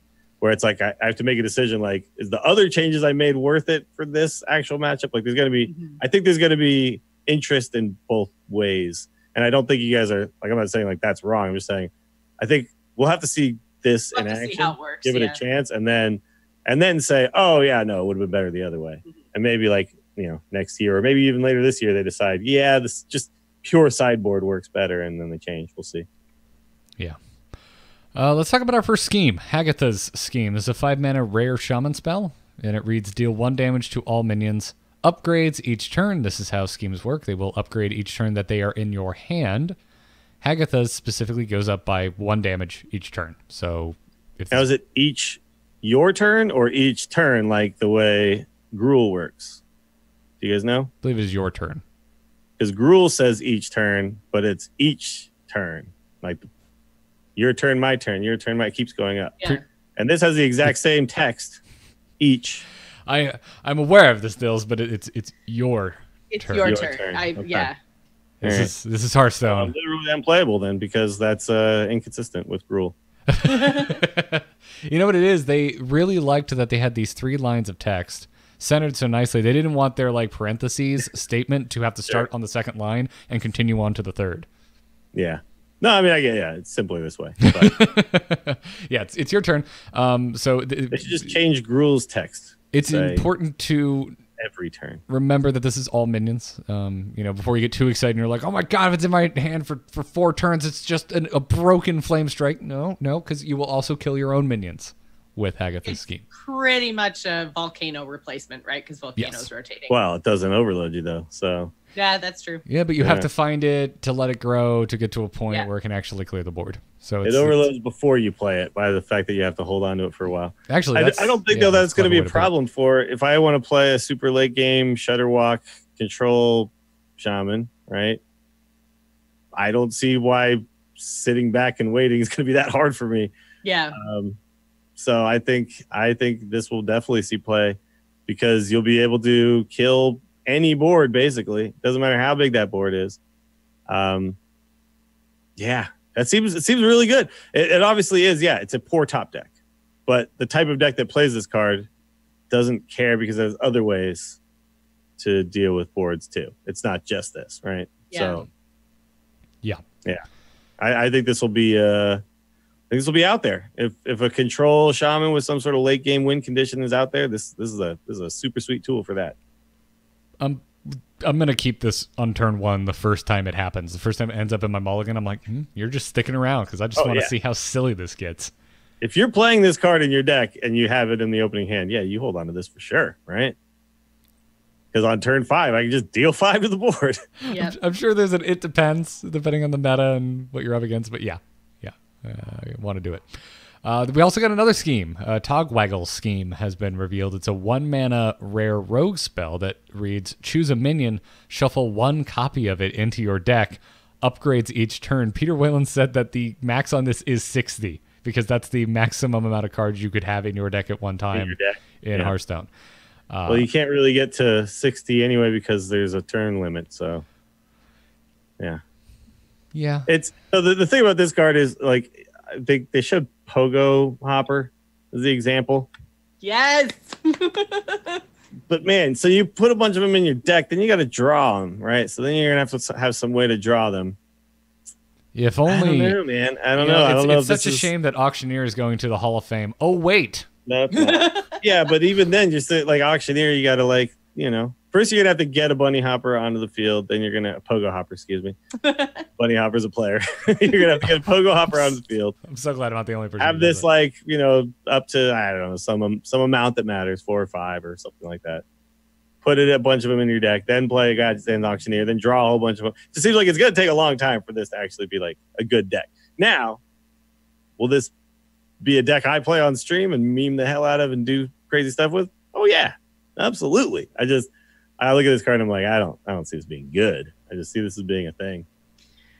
I think, should we maybe talk about Wild for a second? Because this, like, the quest is rotating in standard, but I feel like this with Quest Rogue is gross and disgusting, and I kind of hate it. Well, a Wild Quest Rogue is not fast enough. They just murder you. So, I mean, maybe this changes that, but yeah, nobody plays Quest Rogue in Wild. It gets run over. In a universe, even Shaman murders you before you ever get there. What about in a universe where enough cards are added that allow Quest Rogue to get there? Maybe, yeah. And suddenly you're putting some more tools. You're putting 10 boars back into your deck. Sure. Yeah, I just in standard, one of the things that used to happen with Quest Rogue is like we watched some games where they would get the quest done and then actually run out of resources and minions, right? And this would definitely help with that. So, but yeah, that would be amazing to me if in Wild, like you could actually find the time to complete a quest and then put a bunch of minions in your deck. One thing though that's kind of interesting here is you could Nomi, then Togwaggle a bunch of Nomis into your deck. Then all the Nomis that you draw are 7 mana 6/6s. 7 mana 6/6s. Yeah, and they're not activating. But still, you make a giant board and then you don't then start fatiguing. Oh, and then what are the elementals? Hold on. Here, you save your unstable element until you've got nothing but Nomis left in your deck.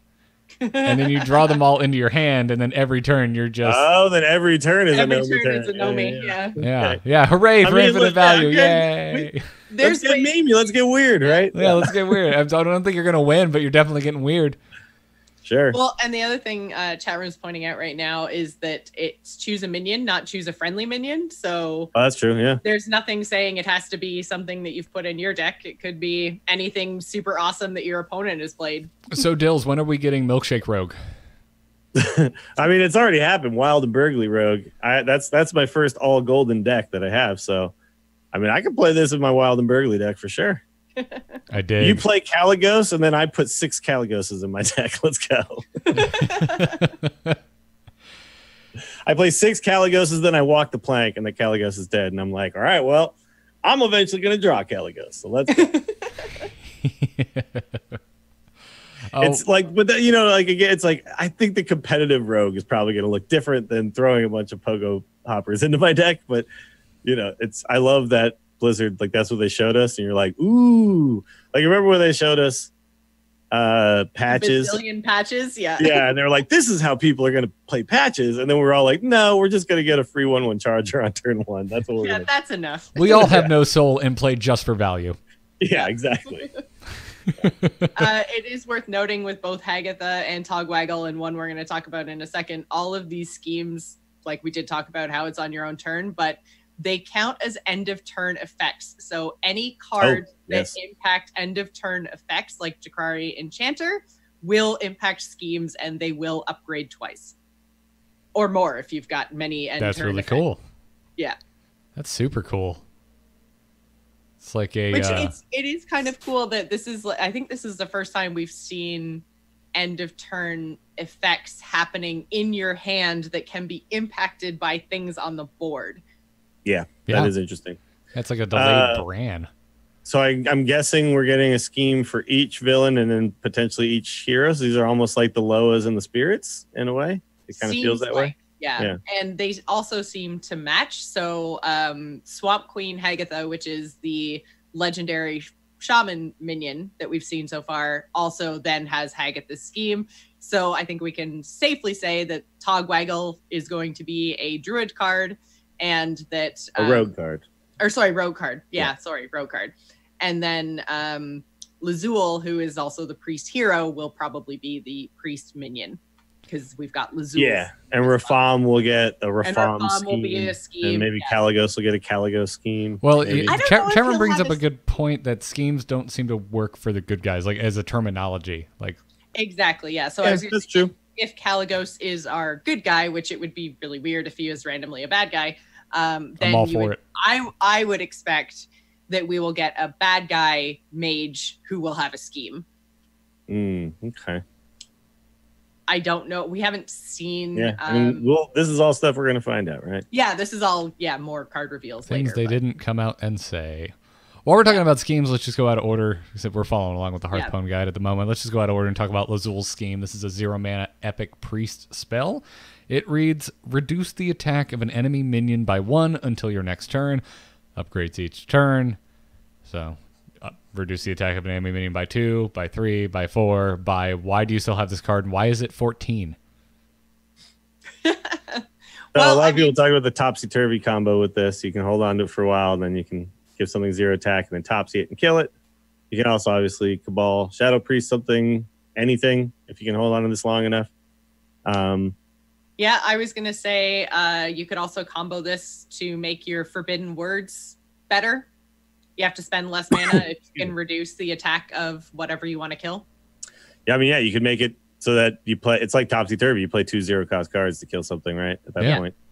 Yeah. That being said, though, you're going to have to hold on to it for a while. It's going to be an awful top deck. Just absolutely miserable top deck. And the fact that it only hits 1 minion is a thing, because, in the past we saw this stuff where it hit the board, right? Mm-hmm. Or then you got like Curse of Weakness in Warlock, where you can kind of use it just to buy time and stuff like that. It says it's targeted. It's like, does that make it low value enough that it's just not going to work out? Now, I'm going to put this in my milkshake deck, because it's another way for me to activate my cool things to allow me to steal yellow things and do all the things that I like to do. But I don't know. We'll have to see. Another wait and see card for me, like 100%. Obviously, there's very strong combinations that are available with it, but are they worth it? Like 2 cards to kill 1 is kind of what you have to look at in that situation. You have to, 2 cards to kill 1 is great when you're then building a bunch of tempo on the backside of that, right? When I then have my 7 remaining mana to then put something into play. Priest doesn't technically do that often.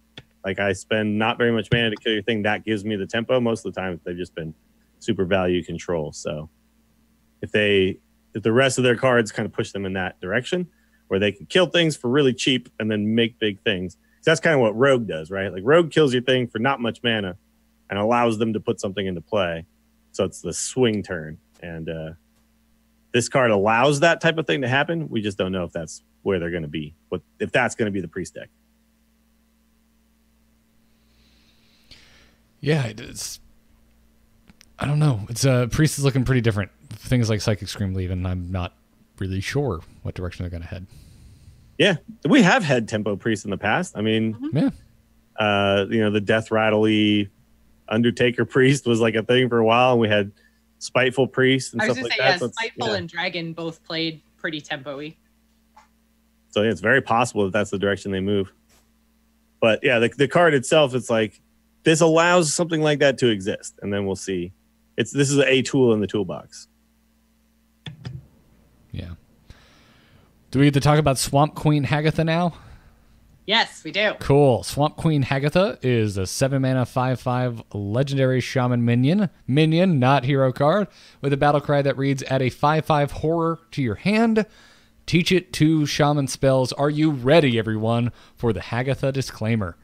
This is basically another keyword that they just didn't bold. It's weird, right?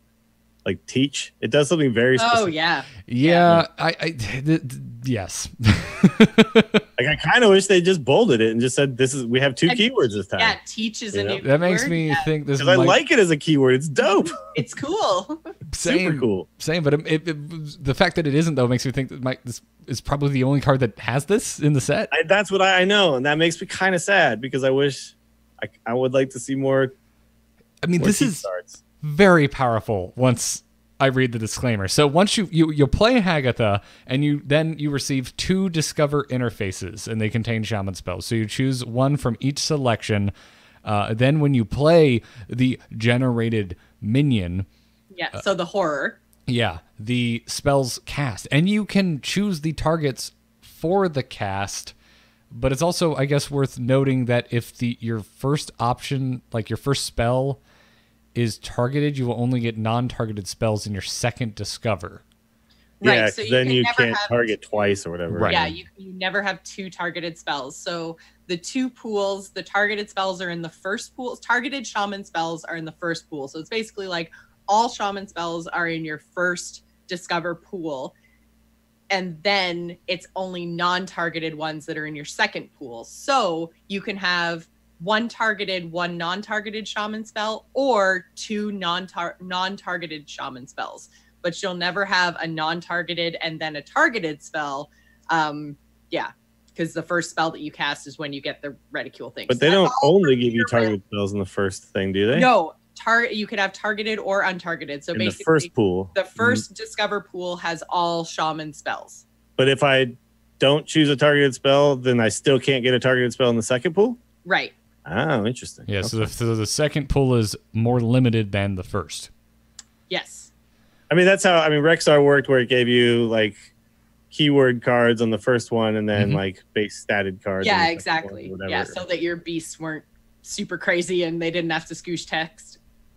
Yeah. I kind of wish that if you didn't pick a targeted spell in the first one, you could still get them in the second one. I think that would be sweet. The way I imagine this is coded it's a nitpick. It's a nitpick. I imagine they're piggybacking this off of the way that battle cries are coded. So the first Yeah, effect that's triggers how as it- a targeted that makes battle cry, and the second is, it is Because it is they what it is. definitely also cast in that order, which could potentially be important, right? So they will cast whatever you discover first is the first spell cast, and then whatever you discover second is the second spell cast. So This is that so could cool. matter, and I'm sure it's a probably coding comes down thing to as the well as just a coding. decision. Yeah, it's fine. I It's think fine. this is one of the coolest cards I have ever seen in this game. It's crazy. This is Yeah, you just will rad. have to find time to play a 7-mana 5/5 that does nothing the turn it's played, because the horror 5-mana 5/5. Yes. I believe Yeah. so, yes. So you won't be able to play both at the same turn ever, right? So you'll have to play this. No, you got a slow turn for sure. Then so you have a 7-mana, put a 5/5 into play turn. Now there has been cards in the past. What was the Druid 7-mana 5/5 that used to draw you 2 cards or gain 5 life? Remember that card?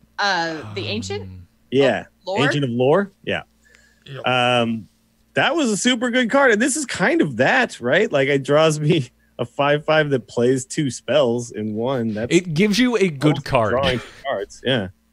Yeah, it gives you a really good minion. So that is 100% worth mentioning. I mean, Dills, really, we just have to hold out for anti-overload, where you can get extra mana for the following turn beyond 10. Okay. And then, reverse overload. I can bank my mana from the turn before. exactly. So, the other thing, though, that like we talked earlier about the scheme, I need to have some sort of like late game plan, right? If I'm going to be playing these schemes, this seems like a pretty good late game plan, right? That would be the type of deck that could afford to take a turn to play a 7-mana 5/5, Yep. because then I get to play this super powerful thing later, and then wouldn't Shutterwalk double I was dip gonna battle say, cries? Yeah, so, like, so Shutterwalk is the other kind of piece of this crazy Hagatha equation, because the way that Shutterwalk will work is it will copy like the battle cries you played before. So that means that you will get another Discover interface when you play Shudderwalk, so you'll get to create another horror. And if you've also played the horror before you play Shudderwalk, then it also copies the horror's battle cry with the same spells. So whatever the horror caught, like let's say we use the video example of Lava Burst and Bloodlust, if that's what you picked on your horror, if that's what you played, then that is also what Shudderwalk will play. So it's not random spells, it's nothing like that. It's whatever spells the horror casts, that was the horror's battle cry, so that will be Shudderwalk's battle cry. Chad is also pointing out that the Shudderwalk won't allow you to choose those spells for the second horror, though. It will be random. Right. But still though, putting 2 spells on a 5/5. You're still getting 2 more battle cries It gets thrown. triggered again. It gets triggered again. Yeah, but you'll make another horror So it with won't be spells the attached first- to it. It won't be the same as the first time. Mm-hmm. They also said that the spells count as casted by the horror, not you, so it's not going to interact with minions like Electra. But you will get overloaded. We'll get like you overloaded. did. Yeah, that's how that's always worked, though. So. Yeah. Crazy, Consistently man. This card is sweet. It's not I wanna how play it the hell always out of this worked. card. It's how it worked after they changed Yogg. Yes, after they There changed was a time. There was you a time when get it didn't. overloaded. Yep. I miss those days. I can't say enough nice things about this card. I love it so freaking much. All I have ever wanted is for when I get random spells cast to actually be able to target. And yeah, whatever. I'm not getting targeted spells on my second round of Discovers, but I am on my first. I love this. I love this freaking card. I want to marry it. Yeah, this card's amazing. I'm going to put this card and only this card into my deck and then say complete my deck. I'm going to do that all the time. And it will always add Shudderwalk. Shudderwalk. This and Shudderwalk, and then I'll say complete my deck. Yes. You could probably just say complete your deck and it would probably still add Shudderwalk. Sure, I'll just check this in for me. Yeah, more on that later. All right, one more card that has been revealed to talk about, and it's Oblivitron. It's a 6-mana, 3/4 legendary hunter mech with a death rattle that reads, summon a mech from your hand and trigger its death rattle. As someone... Mechathune Hunter, welcome to the party. But Mechathune would still be on the board. Oblivitron would still be on the board. Oblivitron. No, Oblivitron would not be on the board. Oblivitron would die. Oh, but you're right. Mechathune would still be on the board. Mechathune would still be on the board. You'd have to kill Oblivitron to make Mechathune's thing happen. Yeah. Right. Right. So, Oblivitron would die, but then Mechathune would come out, You're would right. trigger its Mechathune death would rattle, still and be Mechathune dead. would just be sitting there like, well, shit, I'm still on the battlefield. That's annoying. Oh, well. Yeah. We need a Mechathune voice. I think I just... Well, still work that way. for Mechathune, it won't work, but there could be. So I went and looked up the what would you standard use this with then?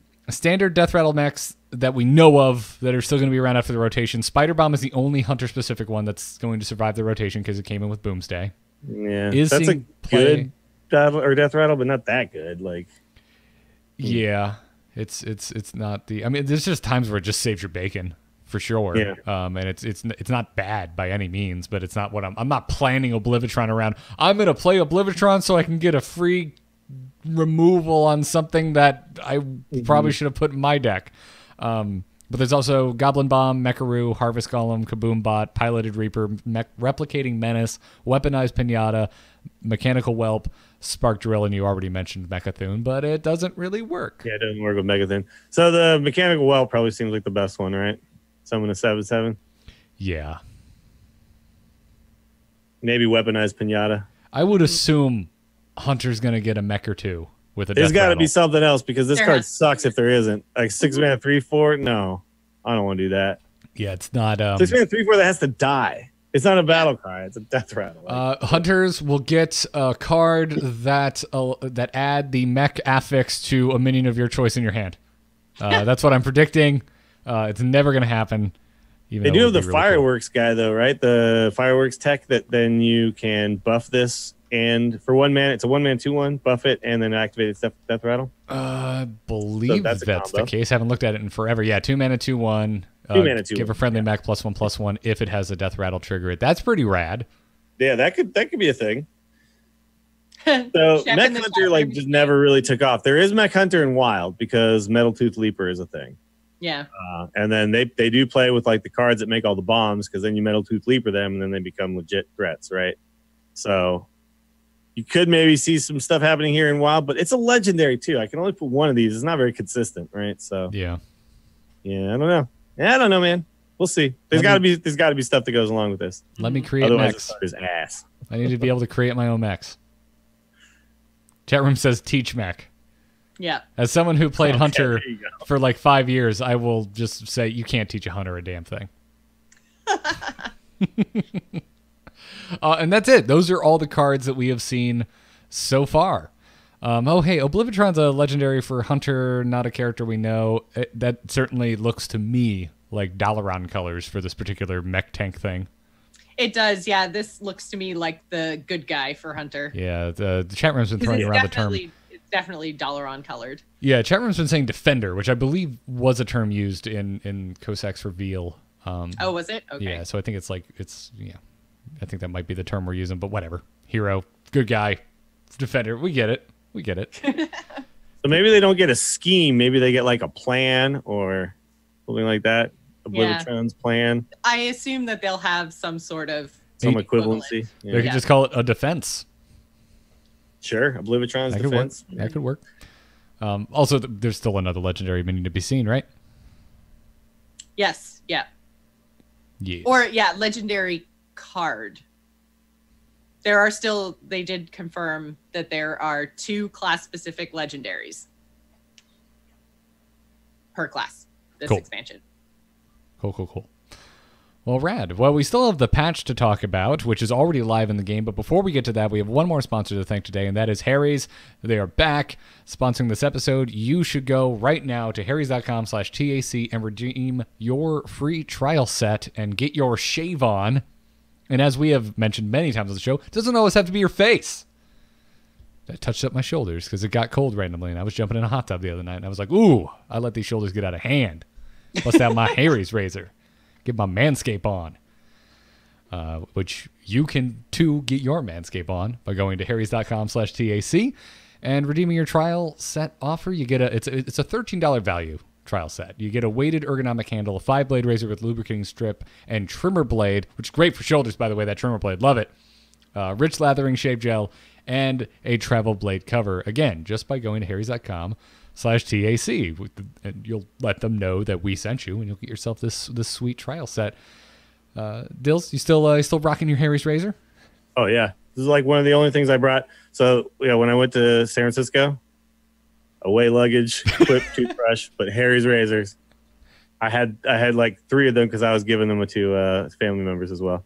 Nice. Spread the love. Spread the Harry's gospel. Yeah. We are acolytes of the Harry's shaving church. Yep. Oh yeah. Well, and it's like, and I feel like there was nothing I needed like that. I was good to go. Good to go. That's awesome. Again, harrys.com/TAC. Claim your trial set. Now let's talk about patch 13.4. It's already live. This brought the pre-order bundles to the store. So if you're me, you're sitting there going, I don't want to spend this much money, but I'm gonna. That's where I'm at. All of the pre-order bonuses are in game. I've already seen the Jewel of Zul card back, although not as much as I thought. And I think that's because random card back selector has also been added into the game with this patch. So I'm just seeing card backs I haven't seen in years showing up across the board for me, and I keep forgetting to select it. I'm sorry, Lindsay. I know you were very excited that I was very excited about the wooden card back, and you told me that you can indeed get it when you pick random. I just keep forgetting it's just going to be one of the random ones, right? It is one of the random ones, and if you're like me and you have every card back ever except for things that were locked behind solo adventures or were only given out in China, you've got a lot of card backs. And I feel like the chances of me ever seeing the wood card back is slim to none. But that means I need to just go check this on. And one day, you're going to be following me on Twitter, and you're going to see me losing my mind that I finally got the wood card back. Yeah, it's a sweet little feature. This is the type of thing that it's like this should have been in the game a long time ago, but I'm just glad it's here now. Same. Mm-hmm. But yeah, no, this patch was awesome. Like this patch had so many good things. The thing I'm most excited about is Hearthstone's app size is now smaller. Way smaller. Yeah. So I actually I used to always have an issue. Mm-hmm. What's that? I said it took up like half my phone. So Yeah. the other day I I was don't looking have at- a very big phone. I think it's like a 32 or like whatever the smallest version of it was is the one I have. I can't have anything else on my phone because Hearthstone's so big. The other day, I was trying to take adorable puppy videos and realized I was out of space. And I'm like, I don't want to go through my photos and offload things. And then this Hearthstone update hit, and I'm like, oh, I got some more space back. Huzzah! Yeah. I can It take used to some be a more problem puppy for me to photos. install the new update because there was not enough space because of how big Hearthstone was already. Mhm. And now, like, that's not going to be a problem anymore, which is fantastic. No, you will have to re-download the app if you haven't done it already. But it's worth it. Go do it. Sorry, Joce, you were going to say? I was just going to say before we get too far into the rest of patch 13.4, clarification did come from the chat room that apparently it's working very much like the Mean Streets of Gadgetzan, where certain classes are villains and certain classes are defenders of Dalaran. Mhm. I think that's super lame, but Really? yeah. Why? So apparently the mages, druids, shoot, I lost it. Hunters, Hunter. and who's the other one? Gotta be Paladins. paladins. Gotta be Paladins paladins. are the They're defenders. the defenders? I And mean, that's then what I already the figured other when we five- saw 5 villains. I thought that Yeah. those were going to be the villain classes, and then the other ones were going to be the. Well, so I thought that that each class was going to get a would have a villain hero and a villain. hero and a villain, which I think is more interesting. But yeah, I'm not a huge fan. I think that I would just rather each class had the opportunity to play as a hero and a villain, and everybody got a scheme and everybody. But apparently, the hero version or the defender version of schemes are these twin spells. So Okay. So twin spell is the twin spells for the heroes and Defender schemes for the specific. villains. And schemes for the Okay. villains. Yeah. okay. I mean, I'll defend it. It's I completely understand from a storytelling aspect. It means if you're building decks around these new cards, that it's all kind of coming from the same place thematically.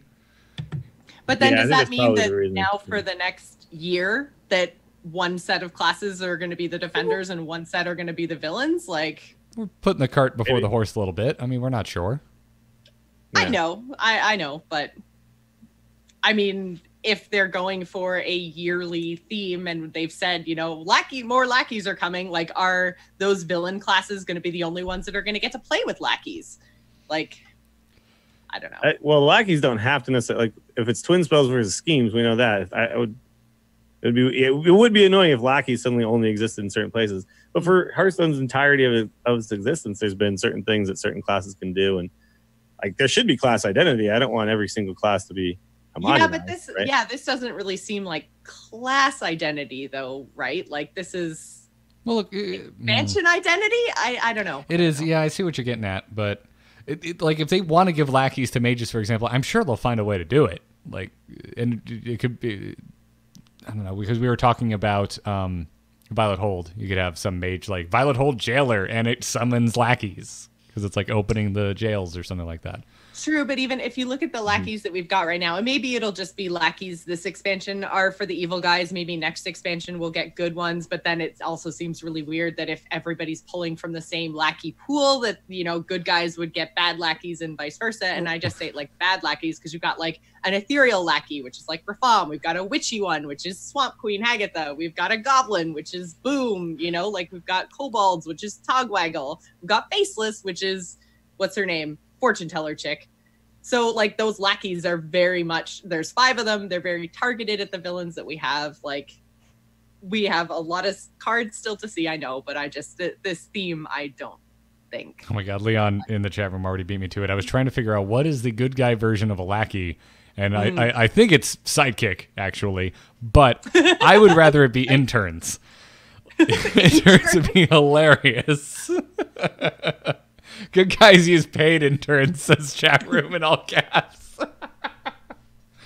Oh God, that's hilarious. Wow. Y'all, this Yeah. is why I love you, chat, because I was already thinking, I'm like, is it interns? I think it's interns. And then I see it pop up. I'm like, Leon is in my brain. This is so So good. yeah, I didn't mean to derail it too much, but we did get confirmations. Apparently it was in one of their press releases. Gotcha. I didn't see a press release. Hey, email them to us. Where's the press releases at? Starting next Monday, by the way, March 25th and running through April 2nd, make sure you log into Hearthstone sometime in that window. You're going to receive 3 free packs from the Year of the Mammoth. You're going to get an Angora, a Frozen Throne, and a Cobalt pack for free just for logging in. Make sure you log in at least once between March 25th and April 2nd. I always feel weird saying this because I assume if you listen to the show, chances are I don't need to tell you that. You'll probably log into Hearthstone just by random circumstance. Yeah, it's because you want to log in. But this is not log in each day, right? It's just log in one time. No, just once. During that window. Just one time during that window, you'll get 3 free card packs. Other improvements they made in this patch, by the way, they made reconnect improvements. Players attempting to reconnect 2 matches should now have a smoother overall experience. I can attest to this. My reconnect was way faster today. It wasn't because I disconnected. I just had to go from the computer to the phone. I'm not going to say why. Well, I had my app crash on my iPad, and it got me back in my game pretty quick. So really, I had the opposite experience when I was playing on the phone in the car. I disconnected from my game twice and lost both games without being able to reconnect. Was it because you were going through a dead zone and just had no chance in hell of reconnecting, or? I had like my max service on my phone, so I don't know why I was disconnecting. But I mean, I've always had disconnection problems. It might just be my crappy phone, but I've always had disconnection problems. And I have been able to reconnect sometimes in the past. It's kind of 50-50. But I had 2 disconnects in the car after this patch, and both of them I lost because I couldn't reconnect. So. Gotcha. Yeah, this was I know on my... it's personal experience. It's anecdotal 100%, but yeah, like I definitely haven't felt this part of the patch. Okay. Yeah. And I mean, I was home on my home internet. I have really solid fiber. So yeah, I mean, mine was literally just the iPad crashed. So, but usually I would log back in and it would take a second to discover the game, say reconnect or whatever. But when I logged back in, it was almost like nothing. Like I just loaded right into the game rather than like into a screen, then into a thing. It was just like it all happened really, really quickly. Yep. So it was noticeable.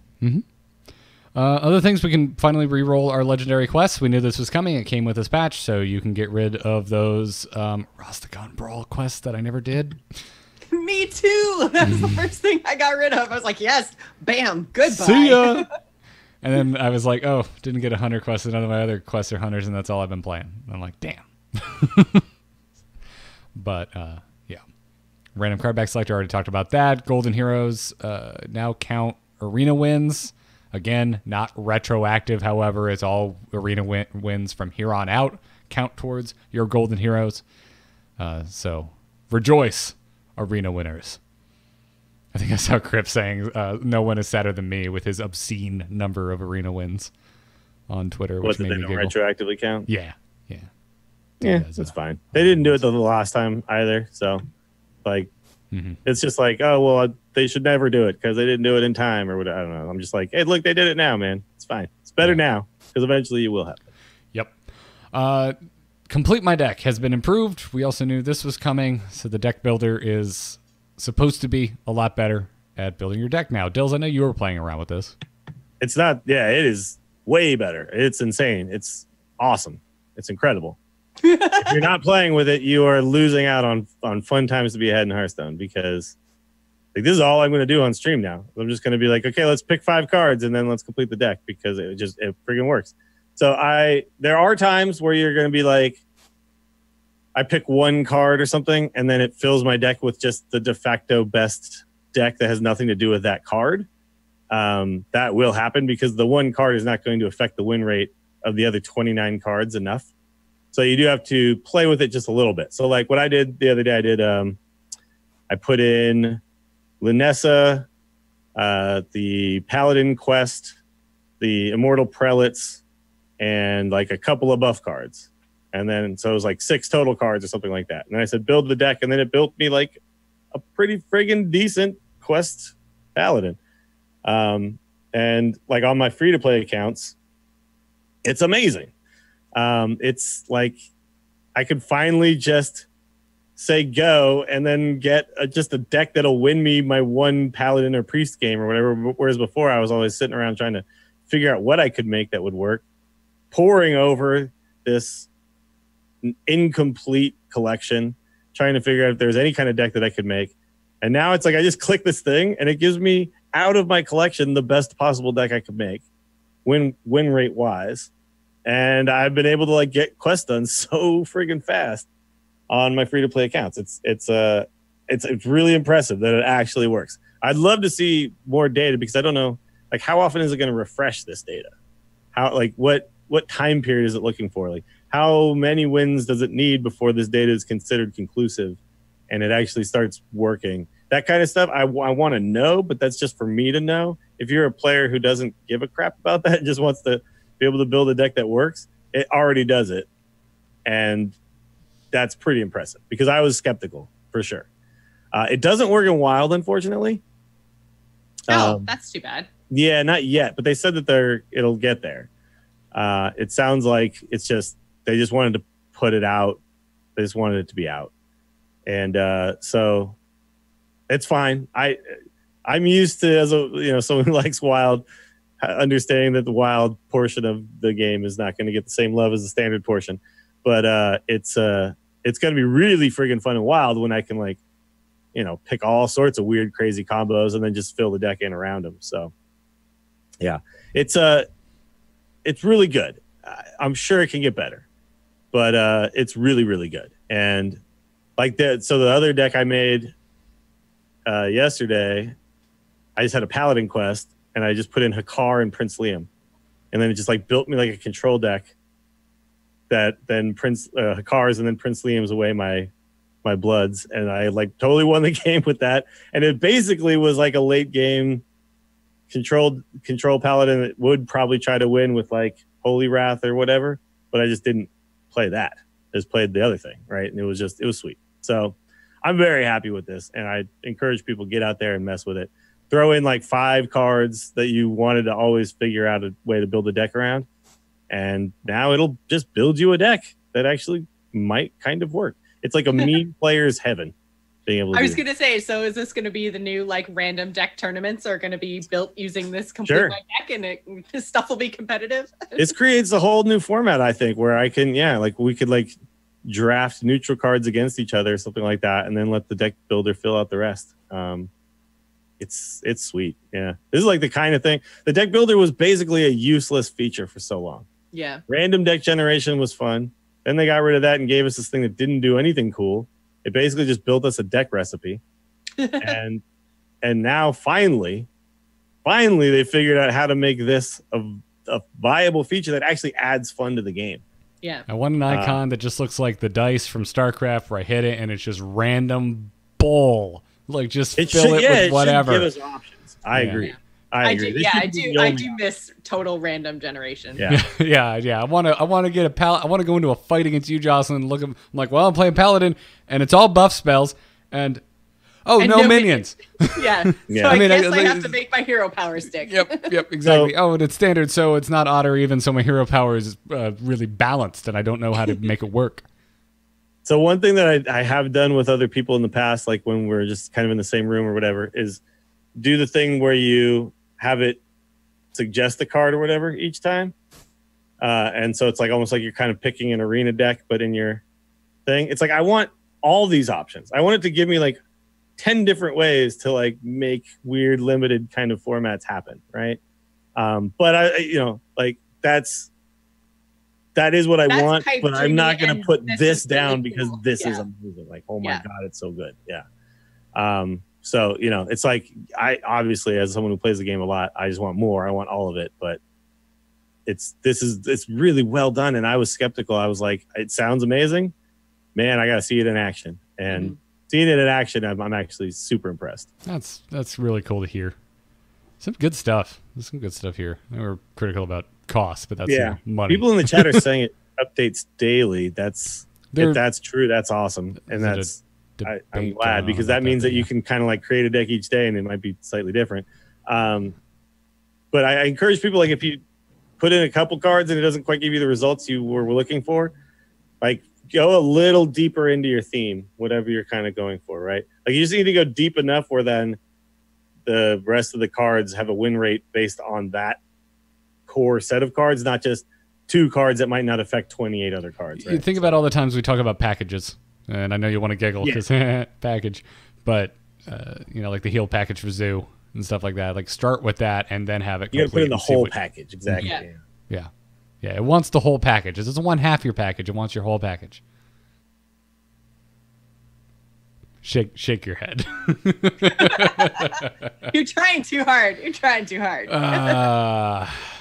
But my package isn't, and that's what's important. Trigger rules have been updated, but we don't know how.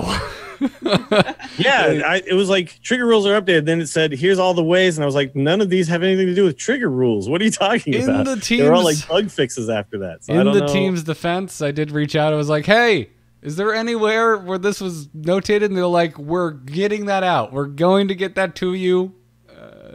It seems like this. But are those changes Yeah, live? if all the changes are live, then My understanding that they the have a list somewhere. of my what they my change. understanding is that the changes are live, but they don't have a definitive list ready for the public yet. Okay. All right. I mean, to be honest, I've never found an unintuitive poisonous lifesteal overkill situation yet. So Yeah, those are my words, I'm not not theirs. exactly All sure they what they're said is referring that to. more information is coming in regards to this update.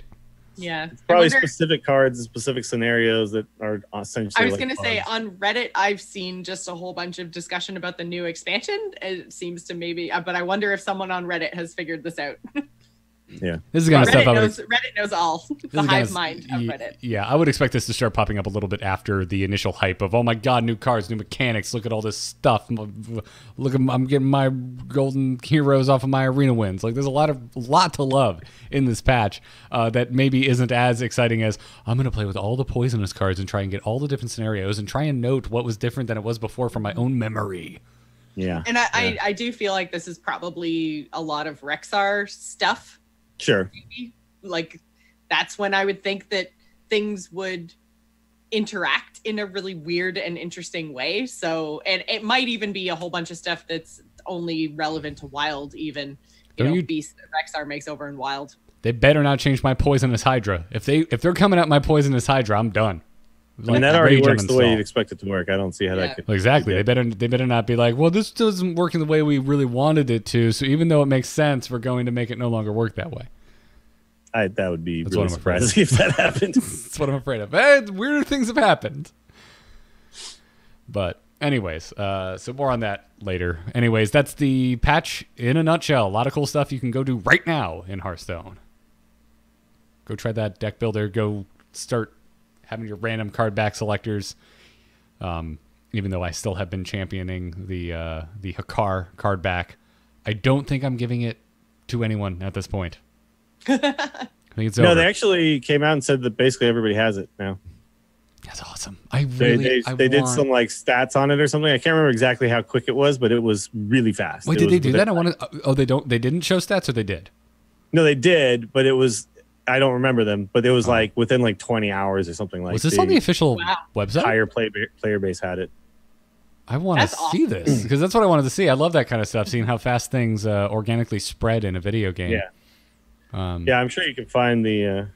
yeah, I'm not seeing it on the stats. official website, but maybe it was an interview or something. Anyways, we'll talk about it next I week. saw it on OmniSlash. Okay. They had a little graphic for it and everything. Oh, so. cool. Okay. Well, we'll cover it next week. If anyone has other resources for that, feel free to send them in, tacpodcast@gmail.com. That's where you can also send us emails. If you're a patron and you have your Discord attached to your Patreon account, congratulations, you're in the Angry Chicken patron Discord. You can drop us questions right in there. All three of us are hanging out in there. We read it regularly. If you have a question, let us know. Speaking of those patrons supporting us over at patreon.com/TAC, we have some new ones we want to thank. Thank you to AJ, last initial G, Eric D, and Andrew, no last name given.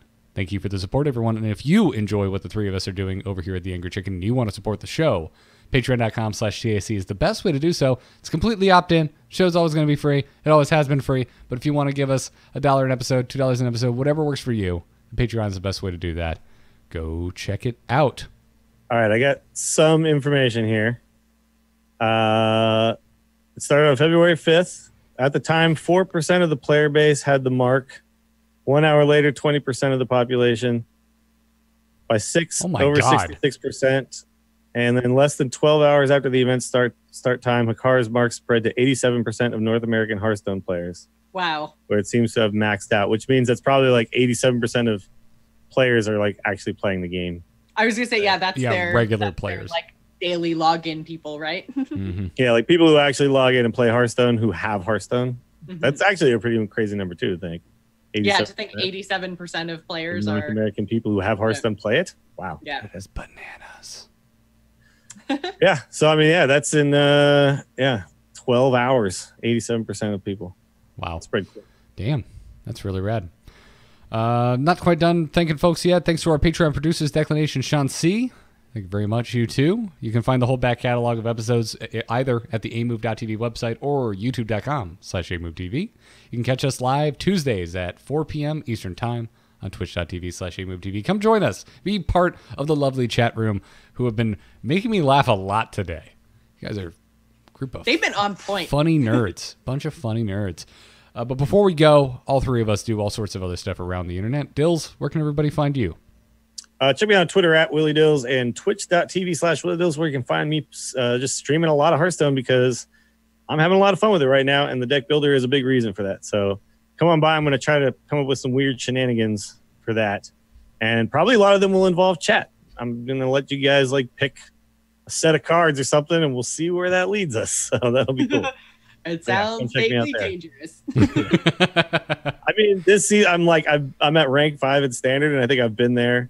I don't think I've even played any Standard, so it's like perfect. I'm at the rank floor. I don't even care. Please don't elect how you're going to cook food the same way. Like, I'm going to start with one ingredient, and y'all are just going to figure everything else out. You pick hot dogs. Now you pick cinnamon. You're like, all right, let's do this. Cinnamon hot dogs.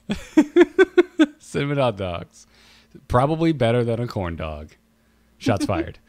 Jocelyn, where can everybody find you? You can find me on Twitter and Twitch. I'm at Joce Plays. That's JOCE Plays. And do come and check out the Gamers Inn. We're playing the Division 2. Talking about that this week. So that's on Thursday nights. It's really good. Ubisoft is just the new BioWare. Can we just rebrand them BioWare because they're doing a better job at BioWare than BioWare? Yeah.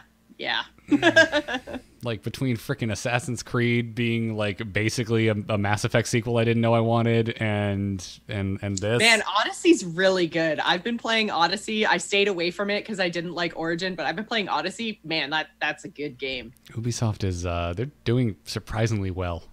Yeah, I just started playing Division 2 this morning. I had my coffee and I was like, sure, why not? I'll shoot and loot some people, and had a really good time. Enjoying it. Folks, I'm Garrett Art on Twitter. You can follow me on there. 2 R's and 2 T's and Garrett. I trust you know how to spell art. Everything I do is at amove.tv, this show included. I would recommend you go and listen to Enter the Apex, my new Apex Legends podcast that I do with my partner in podcasting crime, Kyle Ferguson. And because that game, just had like its battle pass and season 1 launched today. I haven't had a chance to try it yet. I may be dipping my toe into that tonight if Hearthstone or Division 2 doesn't steal me away. But check that out. I also have a screaming fast new computer, so I have been doing some little extra streams on twitch.tv/amovetv when I have the time.